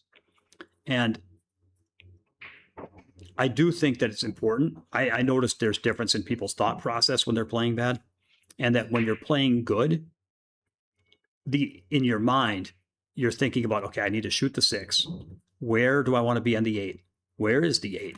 Where's good shape on it? I want to make sure I'm good on the 8 because I don't want a hard shot. I want to make sure I get where I need to be. So where do I need to be? What could go wrong? How do I avoid it? But when you're playing bad, there's a combination of the 6 ball, just making that 6 look scary. And you don't have confidence in your ability to overcome adversity. And so you kind of just cut all the corners of target creation in the 8 and just say, just make the 6 and I'll be fine. The 8's easy, just make the 6. And somehow when the worse you play, it's this weird thing. You'd think if you're playing bad, you'd be more concerned about where you get on the 8 ball because you wouldn't want to test yourself. But somehow when you're playing bad, it's like you don't have confidence in your ability to handle adversity. And so I'm going to use an analogy. When you're playing badly, the contact point looks blurry and you're shooting to an area on the object ball and you're throwing it towards a dark area of the pocket. Whereas when you're playing well, you're really, really focused and you see the exact point on the object ball and you're shooting to an exact part of the pocket. And when you're playing poorly and you're striking poorly, you think, I need to bear down and hit the edge of the ball. I need to hit the ball cleanly. I need to hit the contact point. But the less confident you feel, the more it's like instead of asking yourself to hit a certain point, instead of asking yourself to hit a certain point on the object ball, you're like, that's too much to ask of myself. I'll just shoot it towards the blurry part and hope it goes. And so the worse you feel, the lazier you get and the less confident you get that you can actually hit the point of the ball. So similarly, when it comes to thinking about the balls, I have a point here, and I promise if you stick with me, you might learn something. When you're playing your best, you're bearing down and picking spots on the table and really worried about where you're going to land. But when you're playing your worst, when you actually really need to bear down harder as far as giving yourself good shots and when it means even more that you're in line, people tend to get blurry and they just start thinking, oh, the 8's just hanging in the side, just make the 6 and it's tap, tap, which is a very blurry thought process. And you can tell that was his thought process by the way he played it. And so, hang on, I'm watching this. He might be able to get on the combo here.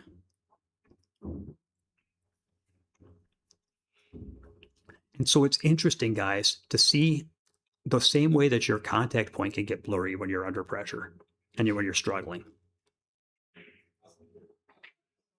Nice. The same way that the contact point can get blurry under pressure, your thought process with your cue ball and your targets can get blurry. Because if it's hill, you don't just think the 8 ball sitting in front of the side, anywhere I get's fine. That's not how you think when it's hill. But that's what he was thinking when he was shooting the 6. And so the question is, why would your thought process change? Why would your thought process change of where you're playing your cue ball? And I find this stuff fascinating, and it's just as important as making balls. And so I think that it's important to have routines about how we think, because the same way we have routines about how we shoot physically, I think that's proof that you need routines about how you think about where you're creating your targets, where you need to be. And And when you start finding yourself saying stuff like, I actually did a podcast about this, guys. I called it, I was talking about how people have, they call them covert contracts. I think this was from like some relationship book where they were talking about expectations you have of other people, where you make yourself a deal where in my mind, I've promised myself, if I do this for you, you'll reciprocate by doing this for me. And then when you don't do that for me, I'm really angry because you violated the contract. But who was the contract between? It was all in your head. So you're angry and resentful because somebody else betrayed you when they never made that deal. The same way, guys, people make covert contracts with the universe. They make covert contracts with the universe where they say, if I just make this 6, I win. They tell themselves, if I just make this 6, I win. And then they make the 6, and then they're astonished and betrayed that they're over the 9 ball and they have an awkward shot. And this isn't fair. I saw it, if I made the 6 ball, I was going to win. But who told you that? That was a deal you made with the universe. But did somebody on behalf, did a lawyer on behalf of the universe show up and say, all right, Mr. O'Keefe, if you make that 6 ball, I agree on behalf of the universe, you win the game. Like, no, that was a one-sided contract in your mind. And you don't get to make that contract. So if you ever find yourself telling yourself, oh, if I could just do that, that's good enough and that'll win for me. It's like, no, it's not. You don't get to tell yourself. It's like you don't get to concede the 9 ball for yourself and say, oh, that's good. It's like, no, you don't get to do that. And anyway, I know sometimes it's hard to explain. So maybe that was a lot of words. I try to come at it from a couple different angles. The point is, the game's not over till it's over. Every ball can be missed. And you can't make deals with yourself that if I could just make the 6, that's good enough. Like, no. So Pedro asked about what breaks down when you're playing bad. And that's a good example of where your thought process can get blurry. All right. What was the stun gun? What was your score? 7. I'm going to guess you got a 7. Were you a 5 before? One of the things we've got in my Patreon training group is I have certain skills I teach, and I was talking about stun control. I actually devised a drill working on tip position, managing angles, distance, and controlling the speed of stun shots. I do some lessons on this. It's one of my very, very passionate subjects, and I've got a skill challenge where people can try certain tests I've designed to test certain skills I teach. And since I teach stun control in this group here, I have a drill designed to work on stun control, speed control. So I'm curious, out of 10 tries, how many he got in the zone.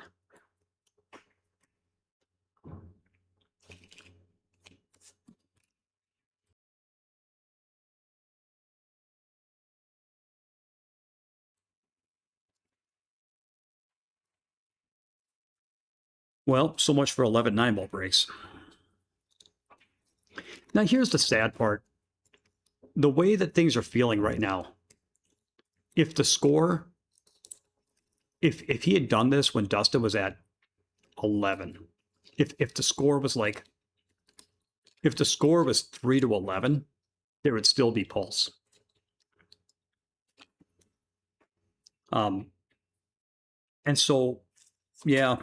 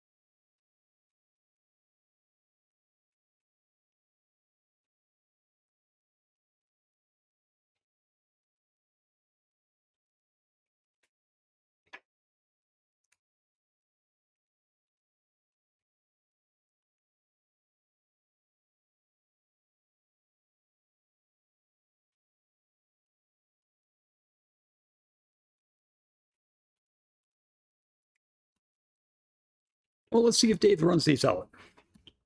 Eric, what's going on? Yeah, we know they're Fargos. Dave O'Keefe, 620.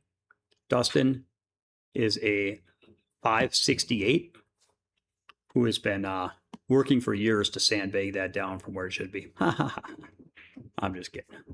Look at how Dave's playing now, man. It's that I'm not saying he's in give up stroke because he's not giving up, but he's giving up trying to win, and he's just having fun shooting balls. And again, he doesn't care anymore. He's not concerned anymore. Is the point. And all of a sudden, it looks totally different.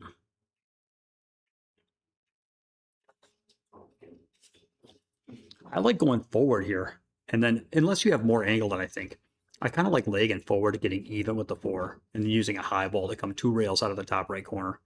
Because then you're playing with the line of position. If you come back and stun cross table, oof. Well, tough game, boys. It's a tough game.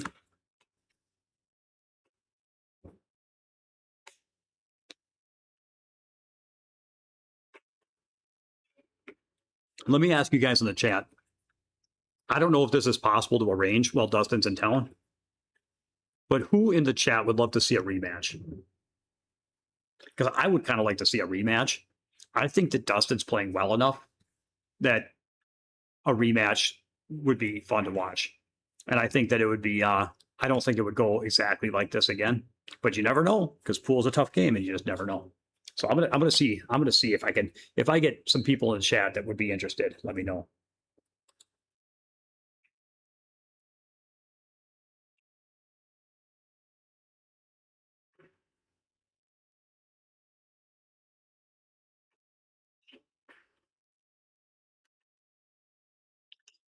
He asked me if I knew their Fargos. I should have done one of those like logician answers and be like, yes, we do know their Fargos. I mean, I answered your question. Marcus, can they play another set tonight? I mean, dude, I'm down. At this point, I'm down. I'd have to take a $5, but that's not a bad suggestion, man.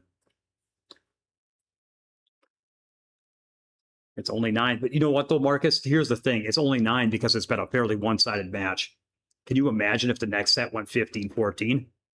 People slow down. If it was 7-7, 8-8, 9-9, the pressure builds. People slow down. People play longer. So think about it. If the set went 15-14, given that the pace of play from 9-9 and beyond would be really slow, that could legitimately it would be a 29 game set instead of a 20 game set. It would be 50% longer plus the slowdown in play. It could very easily be a 5.5 hour set. Like it could take us till 2 in the morning. And then if we took a little break, it could take us till past 2, or maybe even longer. If it went that distance, if it went that way. So if we knew that the second set would only take 3 hours, I would say for sure. As far as it not being Dave's night tonight, I don't know about that. I think that Dave, if they flip the coin, I think Dave can play against that.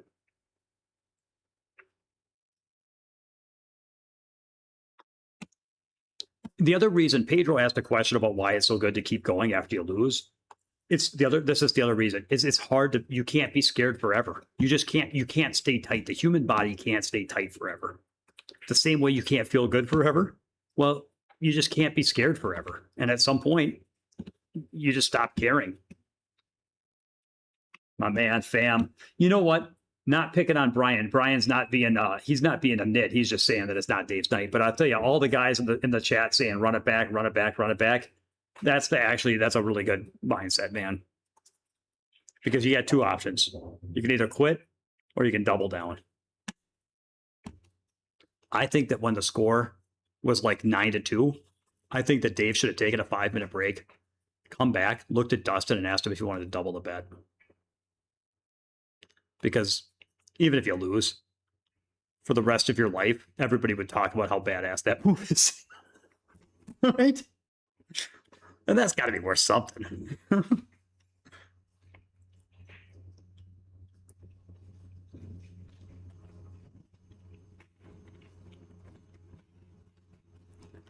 Who here in the chat has done that? Who here in the chat has been behind against a guy when they said like one more set and you've been down a rack or 2, and then you walk up and ask them if they want to double the bet? You should try it. It's a fun move.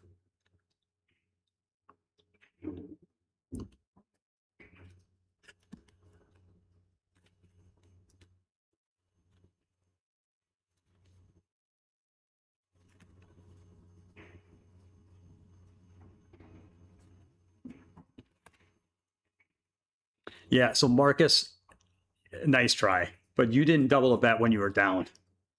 You doubled the bet after you lost the set. Everybody's doubled the bet after they've lost the set. I'm sorry. I'm not trying to take away. You played a great set, but that's a little different. Oh no. Oh no. He needed inside to make that ball run. Oh no. He needed inside. He used 12-15 spin. He needed 2 o'clock. Or did he? Maybe that's just the shape he likes. Can he corner hook him?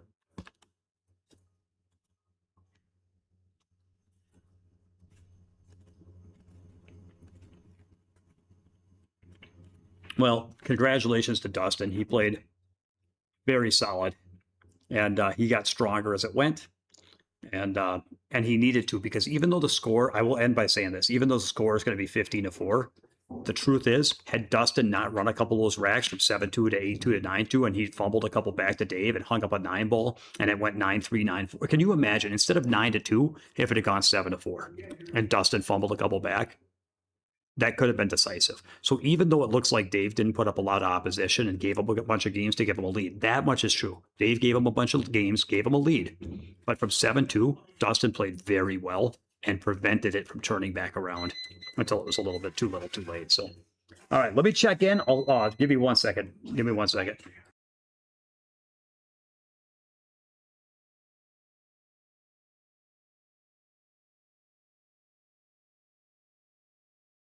Demetrius Gelatis here with Minnesota Pool Bootcamp. We live in an age with abundant information about pool, but without organization and direction, it doesn't translate into bottom line results. I've been coaching full-time for over 6 years, and I've guided more than 200 students step by step to higher levels of pool.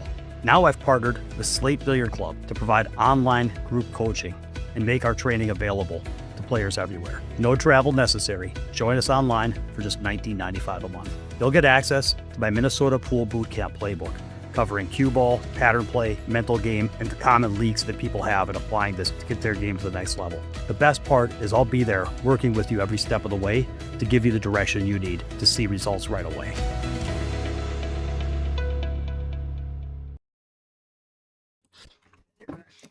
All right. Guys, we are not going to be playing a second set tonight. He's not local here, and so we are going to call it a night. But I want to thank everyone for tuning in. And yeah, man, what's the strangest way someone to shark somebody during a match? Fam, you'd have to ask Adam about that. Okay. Thanks, man. I'm really glad that you guys enjoyed it. I know it's hard. It's hard to be a one-man show, and definitely not everything can hit every time, but I enjoy hanging out with you guys and watching pool. So hope it was fun. Hope you enjoyed. And thanks for, if you haven't given a like and a subscribe to Slate Billiard Club, please do so. And did I mention the Patreon group? Okay. I'll catch you guys next time.